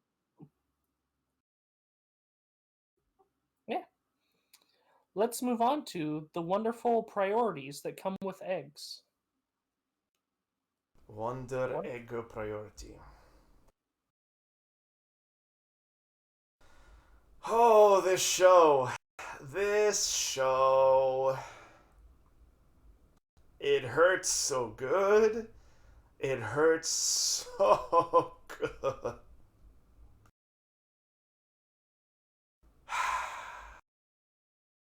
Alright, so I am going to throw this out here right now. If you are squeamish about dark, dramatic, violent, and traumatic content, unfortunately, I must recommend you to either mute for now. If you're watching this on the YouTube uploads, there's going to be a timestamp down below. You can skip the One Direct priority part. I will be discussing the last few episodes and going into some of the most brutal details that happened there, just to express how well this show does what it does. That being said, before you skip off, I'll just say this. One Direct Priority is a show with a resounding like the visuals are incredible. The show is animated and paced and expounded upon like a movie, and the show really understands that very content that was brought up. This show is about suicide and the many traumatic experiences that someone could experience that could drive them to that point. Go into the show if this is something you wish to be explored in an imaginative but also very realistic and well-written way. And before I go into the show, do you guys have anything you want to say about it? Because I will be talking for a while, and this is a group project, and I just want to make sure that it's not only my voice.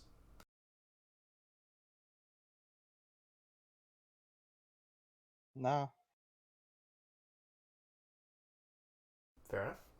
What about you, Meep? Where's Meep dead?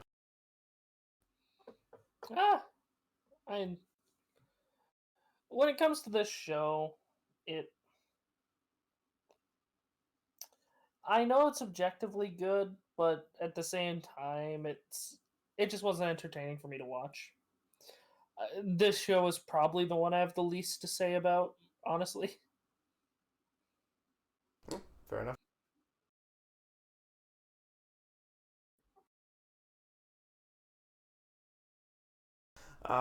Fair enough. In that case, I'll take it away.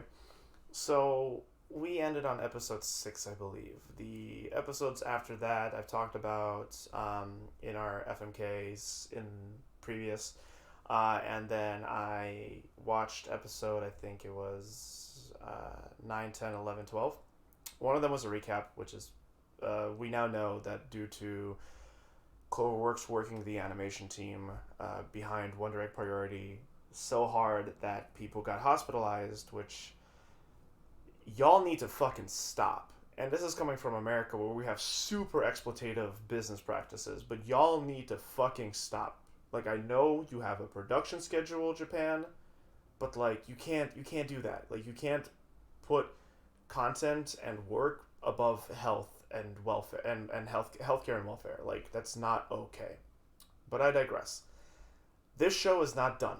We are getting a season finale, the season finale, on June 9th, Meep? I think it was June 30th. That sucks. So 2 months from now. Great. It's either in the beginning or the end of June. Maybe if you can double check that while I go into my mini rant, then by all means. I'm going into our DMs right now. Awesome. Oh, there's the gun pointed at you. I mean, what? So, episode, I want to say 10? Yes. Hold on, let me just pull up my notes. I specifically wrote stuff down for this very instance. Yep, June 30th. June 30th. Well, I'm going to have to wait for 2 months before I receive my before I receive my actual closure for the show. But okay, whatever. But yeah, so episode 8 was a recap episode. It still made me tear up because it went through a lot of the very nice emotionally charged moments throughout the show, and I thought, while it was you've explained this to me, it was necessary for the show to do a recap episode because they needed to go on break because of the previously mentioned hospitalizations. They didn't really add anything. You hear Aka and Ura Aka talk about it, but they don't. There's no, unlike with Skate, which had Shadow and Mia hanging out. We didn't really get much from these two characters except, oh, you want to know why this was like this? Well, guess you just have to keep watching. No, they didn't waste. Episode 9, where episode 7 was Rika's episode 9 was Neru's. It deals with this episode's trauma. Oh, by the way, if you guys want to step away from content, this is the point where you'd want to. This is exactly where I start talking about the very sensitive topics in the show. Neru's episode has to deal with pulling the plug on a loved one, and had a number of emotionally charged scenes. We are introduced to Neru's story in full, which has been a much more quiet and reserved character in both personality as well as backstory. Neru is actively changing a lot more in this episode, and the touching scenes between her and I in the end made me tear up a lot. The way people don't realize how much she's struggling because she's very much more calm and reserved and collected. And the way that that has made her become even more, like, the way that the fact people always expect her to, like, always be collected only makes her even more so collected, and just the amount of shit that's piled up on this little girl who is a genius and runs her own company, still is a human being, and the show explores her personality really well. However, this episode also brings up something that I didn't like, and I'll get to that in a minute. But really quickly, the egg in this episode is Neru's friend, actually. She is an albino genius who is on life support. She is the one whose plug is to be pulled. She was researching death, and she got drawn in by what was called the temptation of death due to the peace and comfort that it brings. Like, there's something intoxicating about standing on the verge of death that makes someone fall in. I thought that was a really weird take. I thought they were just being cautionary about suicide, and how in the moment it could, when desperation and life takes you to a point where you feel like that's your only option, it can suck you in. Please seek help. If you're feeling that way, seek help. There's mental health professionals who train their whole life, all of their training is specifically to be able to help you with those situations. But yeah, they're both part of this organization called damn it, I have it written down here somewhere. Plati. Specifically the Japanese branch. Plati is a think tank organization of geniuses, and Neru's a test tube baby, and she was like literally designed through like eugenics and that picking her genes so that she becomes, who she is. And it's starting to introduce all these overarching plot lines that actually made me extremely concerned, because Ura and Aka aren't actually spirits. They were the founders of Plati, who are working with Neru's assistant and Plati to find a way to understand and overwork girl suicides. They even started introducing things about Thanatos, which is the Greek god of death, and Eros, which is the god of love, saying that to defeat Thanatos we need warriors of Eros, which are 4 girls. And at this point I'm like, what the fuck are you doing, show? It's way too much. And I got really concerned that they were going to go somewhere really weird, because they started talking about how they need to utilize the power of young girl suicides and it really started feeling like it was airing on the side that was really bad. Um, the fight was cool. It was a lot of talking while running away from the monster of the week, who was this old crazy bird old person who kills himself actually once both Neru and her friend prove to him that they are smart and that they are capable women who are better than him, because he's like an old scientist man who would undermine and talk shit and like sabotage them because they're so young and he felt threatened by them, which a lot of young female professionals experience, especially when they go into male-dominated industries, which you will find that many industries are exactly that, where, you know, men, especially the more senior men, are very threatened by a capable younger woman.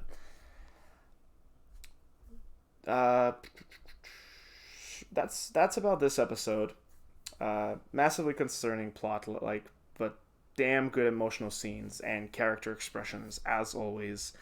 The scene ends with Reika and Momoe like yelling at Neru to like not pull the plug because like she can't just kill someone, it's not her right, and then Neru pretending to just be really calm and being like, you guys don't understand, like I'm like, you guys just aren't smart enough, and them leaving. But then Ai comes back and Neru's just standing there shaking her hand over the button to turn off the life support, and it was a really touching scene. Like, Ai has this ability to she has a way into people's hearts, and it's incredibly wholesome and lovely to see, and I think that's what makes her the good lean Thanatos. Thank you chat. And then we get Momoe's episode, and this is when content warning is on full blast, because we had the molestation rep episode, we have the rape episode, boys. The egg this time is trans.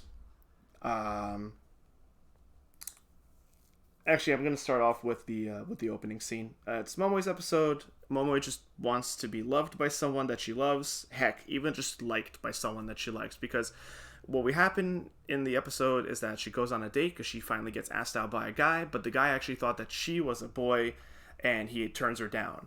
And she's like, come on, guys. Like, she tells all her friends, and they're like, what the fuck? And she's like, no. Like, it's fine. Don't get upset about it, because that's only going to make me sadder. I'd rather just laugh. I'd just rather laugh at how silly the whole situation is. And then she goes home and cries herself to sleep, because she just wants to be loved by someone that she loves. And it's even more heartbreaking when the episode actually opens up with her dreaming about the date, because she's so excited to finally go on a date. Her dressing up all girly. She wears a dress. Meep, take care of the bot. She wears a dress. She puts on makeup, and the date goes well, and they go have a picnic in the park, and she cooked bentos for them, and then they go to a movie theater, and he grabs her hand, and she blushes really cutely, and for the date to go awry, which we all knew was going to happen, but it still fucking sucks. Yeah, like I said, the egg this time is a trans boy, body of a female, body of a feminine girl, but they identify as a boy. The show did a very good job expressing how trans people feel trapped in their bodies and not recognized as their own identity by others. Even though they didn't get a lot of dialogue, they were really able to express their personality. Thank you, Meep. The show even had their jacket be the trans flag, which I thought was really cool. It was like a light powder blue jacket with like pink and white stripes on the arms, which I thought was just nice visual storytelling. The show even like has them speaking in a more masculine, stereotypically dude bro-like, from like a Japanese-wise sense, like fulfilling the gender roles that they feel they should have instead of what people identify them as. But yeah, he finds Momoe attractive, and like he adamantly because Momoe's like, yeah, I know, all girls think I'm really pretty and they fall in love with me, and he's like, oh, like lesbians? And she's like, yeah, something like that. And he's like, I'm not like that. No, I'm not a lesbian. I'm a boy. And I'm a boy. He says, I'm a boy inside. And I thought that was really cool. And then the villain shows up. And then we get told that this is where the rape comes in.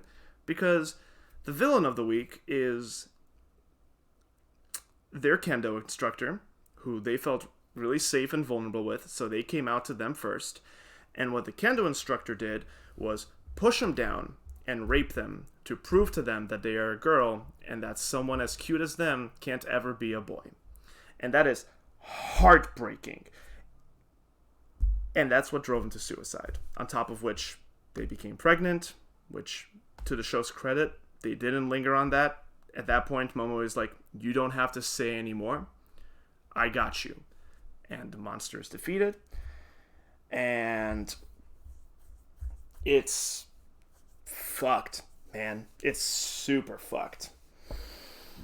The show does have Momoe refer to him, well, as the trans egg as he, which is really good.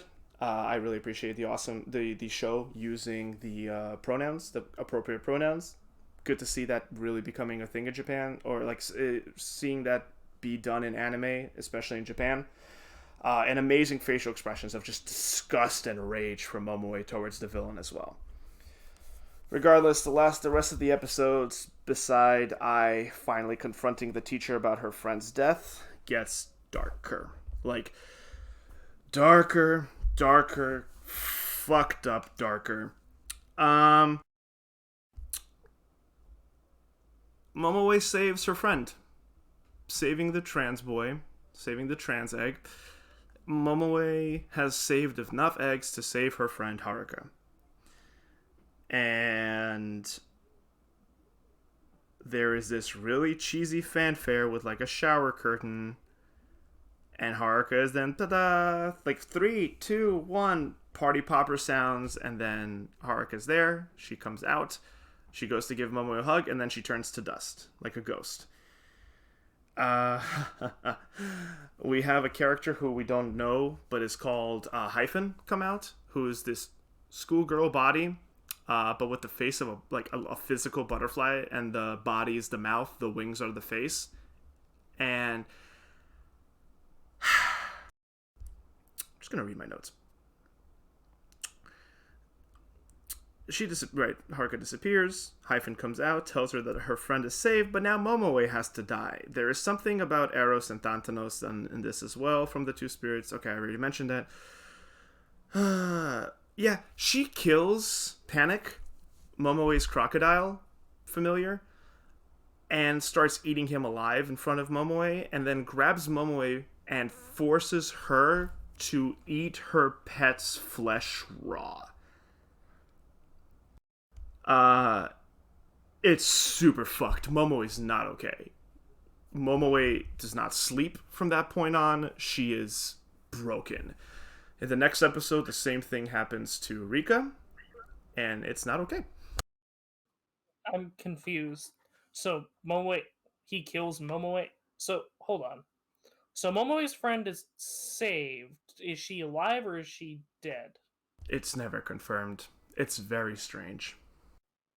Okay, and Momoe is supposed to die, but the butterfly doesn't kill her. The butterfly doesn't kill her because she says that her boss, her leader, the only thing we know about them is the name Frill, they've never been introduced until the next episode. I'll get to that now. But she shows up.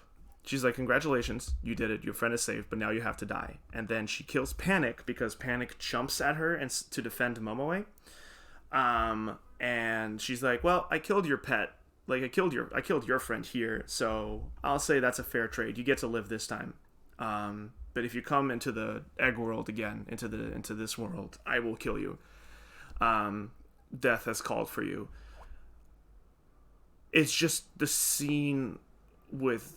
They don't show Panic getting slaughtered. They show Panic's mouth getting kind of cut open, but they don't keep it super gory. It's her continuing to cut Panic while just casually talking about Momoe, how she is gonna die if she comes back here, like in a very happy voice, and then making Momoe eat the raw flesh of her dead familiar was fucked up. Okay, and you said I confronts her teacher and that gets really dark? No, she confronts her teacher and we don't get to see the conversation happen.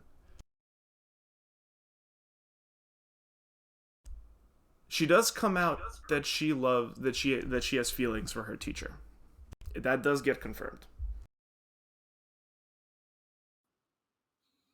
Also, do we ever learn if the friend of Momoe did do it because Momoe rejected her?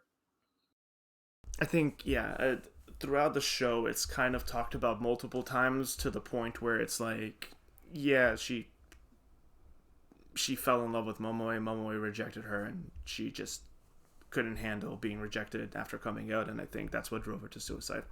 It's never explicitly said, but there's a reason why there has been an increase in young female girl suicides in the show, and that's what episode 11 talks about. This is becoming a speech, so I'm going to try to wrap this up. Episode 11 sets us up with who the antagonist of the series is. Frill. Frill is...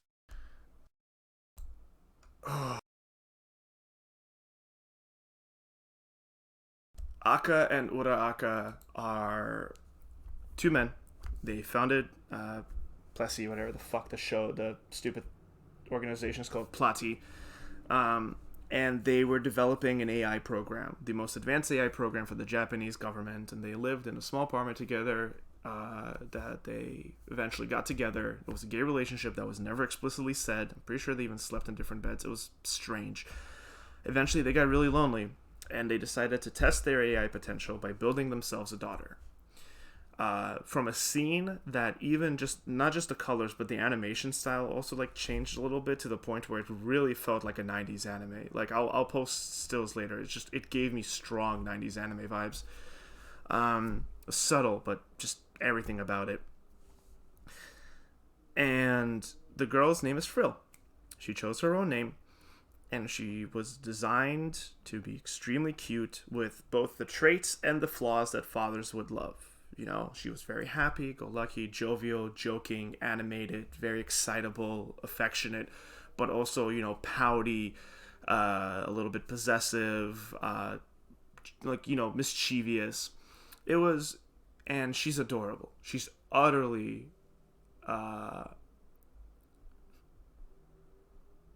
she's adorable. She's just such a good being, and they all have a wonderful life. And then, you know, a few years pass, and you know, they have birthdays, they live together, they build a pool, they go swimming together. It's a great life for them. But then on one scientific symposium, Ura, Aka, and Aka meet a woman, and she seduces both of them, and then Aka and her get married and have a real daughter, or are about to have a real daughter, and Frill is just like losing her shit because everyone's paying less attention to her, because the new kid's on the way, and everyone cares more about the biological child and the new woman in the life, and she's just getting further and further pushed out. And Frill has this behavior thing where she goes, there we go. She like pops her lips when she ever does something. And there's the whole thing. There's this great scene where like it was a turning point where she turns to Uraaka and she's like, so which one do you hate more? And he's like, what? He's like, well, do you hate your husband who left you, or do you hate the woman who you're certain that seduced him into doing so? And he's like, I bless both of them. And she's like, you're a liar. And then she just ran away. Eventually, she kills the woman by throwing a hairdryer into the bath that she's having. The baby is saved, but Frill is then shoved down a flight of stairs, beaten, and then shoved into a closet in a really, really painful scene. And from there on, and she somehow starts influencing the thoughts of young girls, specifically in the age group of like 13 to 16. She somehow indoctrinates their biological daughter. It's never explained how, driving her to try to seduce her uncle Uraaka, and then after getting rejected, she killed herself. She even did the Frill thing, and it's just really fucking sad, dude. Like I'm talking too much, and I'm realizing I'm taking too much time for this, and I'm sorry. The show is really hard to talk fast about. It's just really sad. The rest of the story talks about how they killed her, but she still continued doing whatever she was doing because young girl suicides were still up. They were going up all the time, and women were being drawn to suicide far more than than before, and they're trying to stop Frill from doing this, from taking other girls' lives. And this is why they designed a Wonder Egg system, so that they can break through whatever Frill is doing and find a way to stop her and defeat her, as well as to train Ai, Rika, Momoe, and Neru into like defeating her in a final confrontation. However, Dot, Hyphen, the butterfly and dragonfly, her soldiers are stronger than anyone, way stronger than Rika. There's this terrible scene where they kill Rika's familiar, who, if you recall, in another episode, Rika was saved by her familiar because she was ready to actually commit suicide herself, but then she realized that she has this animal that she's now in charge of, and she kind of felt like a maternal defense toward it, like she felt like a mama toward it, and then she saw her child, which she started feeling to, get absolutely brutally crushed by a flail, and like straight up pissed herself. The show did not pull punches. But yeah, the soldiers are really hard, and then episode 12 is Ai, after learning all this, her last Wonder Egg is herself. It's an alternate timeline Ai, and Ai saves Ai and saves her friend, and the teacher is their demon because he is a rapist, but Ai's saying like, not rapist, he's a predator, and Ai's like, no, like, you're just a terrible version of you that I imagined in my head to explain why you didn't love me and why my friend died. And he's like, no, this, like, I'm very good looking, it's easy for me to pretend to be a good guy. And then it was, I think, explained to us that her friend killed herself because he told both alternate Ai and her friend that your love for me is so genuine. It's so selfless. It's so real. It's young love. It's not dirty and ugly like adult love is, which is always selfish and self-interested. You should kill yourself now. Kill yourself and keep that young love alive within you. Let that be your final moment.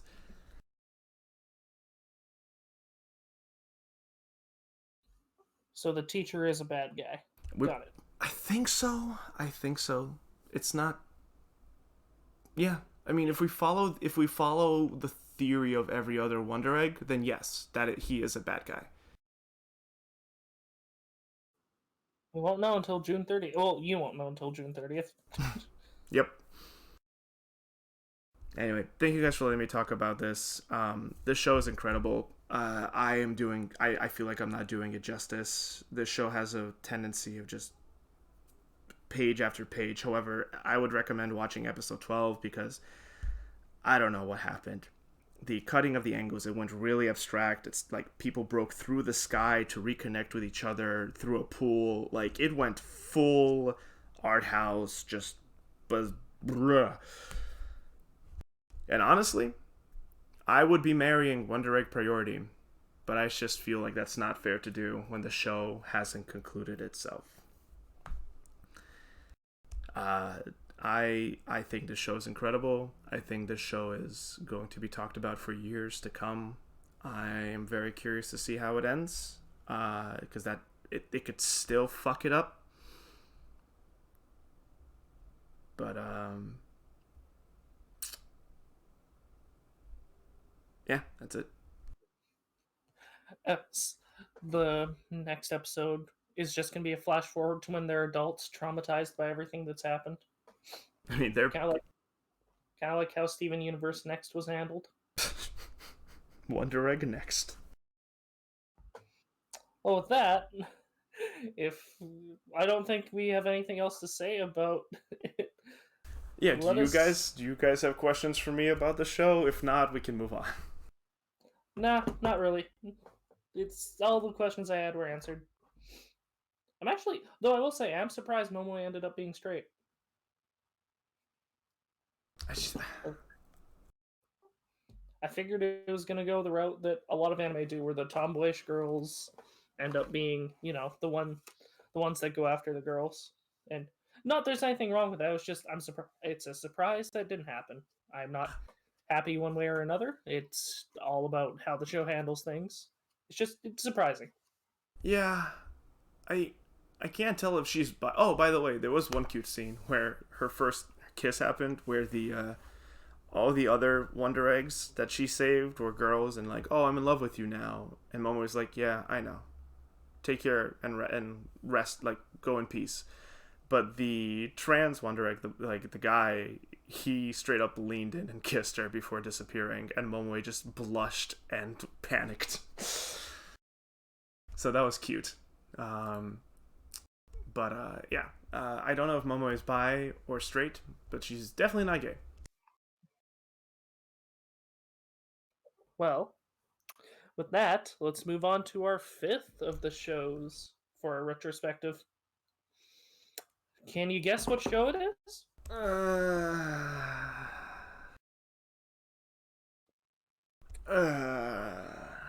X-Arm. How the fuck did this show happen? Yeah, I don't know, man. For anyone joining us this late, this was our first death.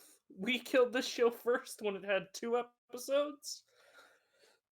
I doubt we have anything significant to say about it. This show's a fucking embarrassment.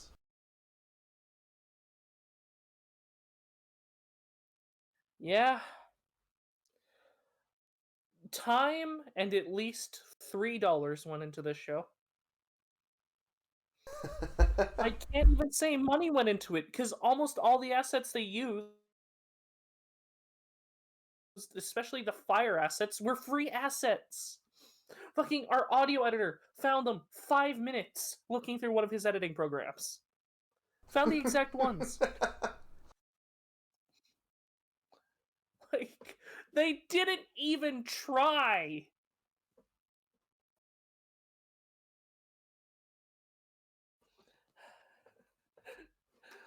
Gilly, what was your favorite X-Arm episode? Was it the cult episode or was it the fucking bubble episode?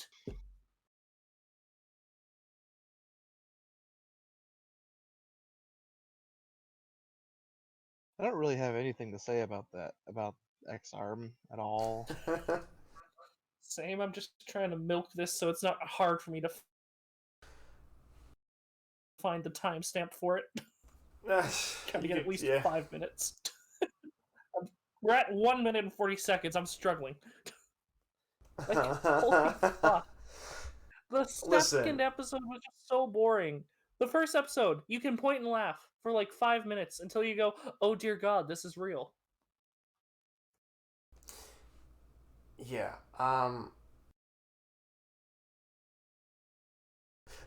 You're right. What is there to say about this show? We've said it all before. If I don't know the story behind this show's production, I don't know if this was like a junior or like a very small. Excuse me. Yeah. I'm assuming it was because Crunchyroll like spent I think it was something like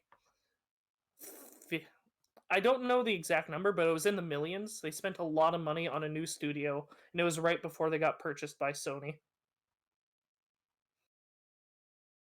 Or not Sony, they got purchased by Funimation. That's right. Oh boy. You know, they got purchased by Funimation, which I'm surprised Funimation didn't cancel XR. I'm gonna be honest, but It's bad. It's bad. The show's bad. Like we can like let's list our things that we fucking hate about this show. The models don't emote. They all have the same facial expressions.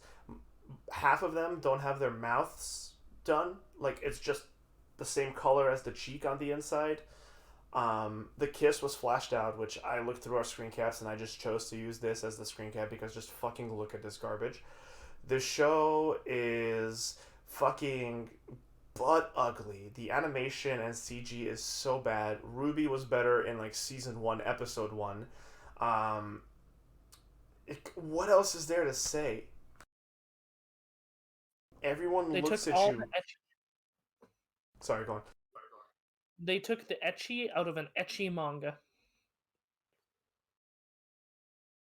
Honestly, you can find better ecchi and like actual 3D porn on fucking porn ads than whatever the fuck this show tried to do. Just open up Pornhub and search up Overwatch porn. You'll find better animation.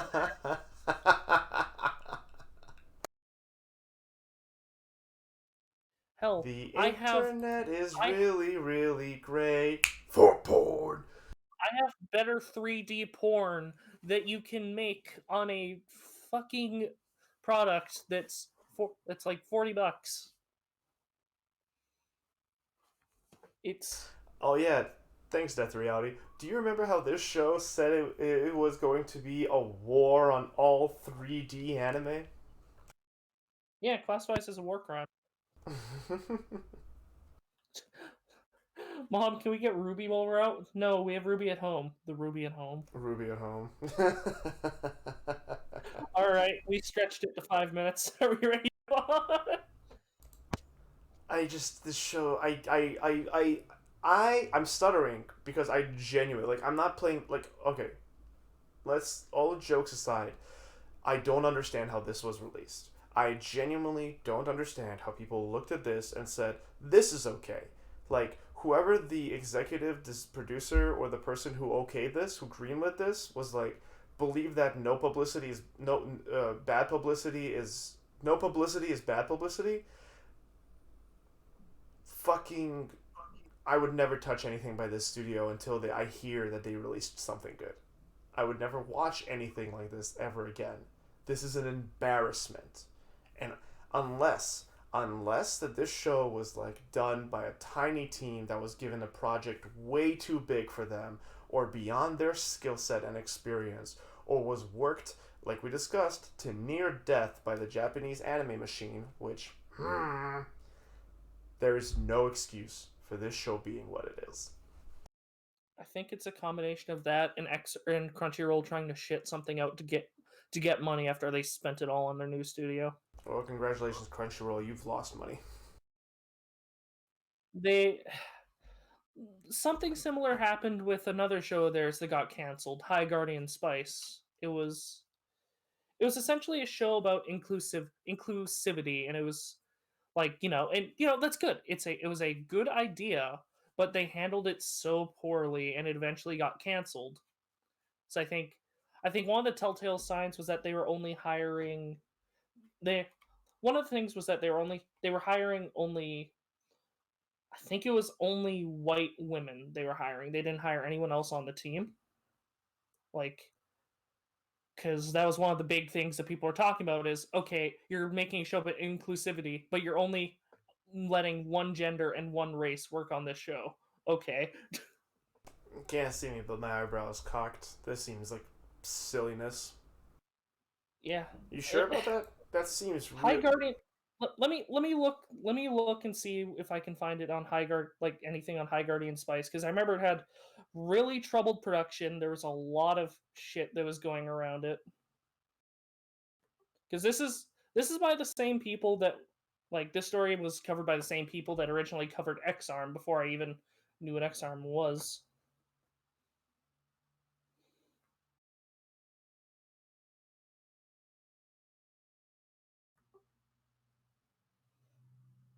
Oh, okay. It wasn't that they were only hiring white women. It was that they were only hiring women on the team. Okay, I was mistaken. I apologize.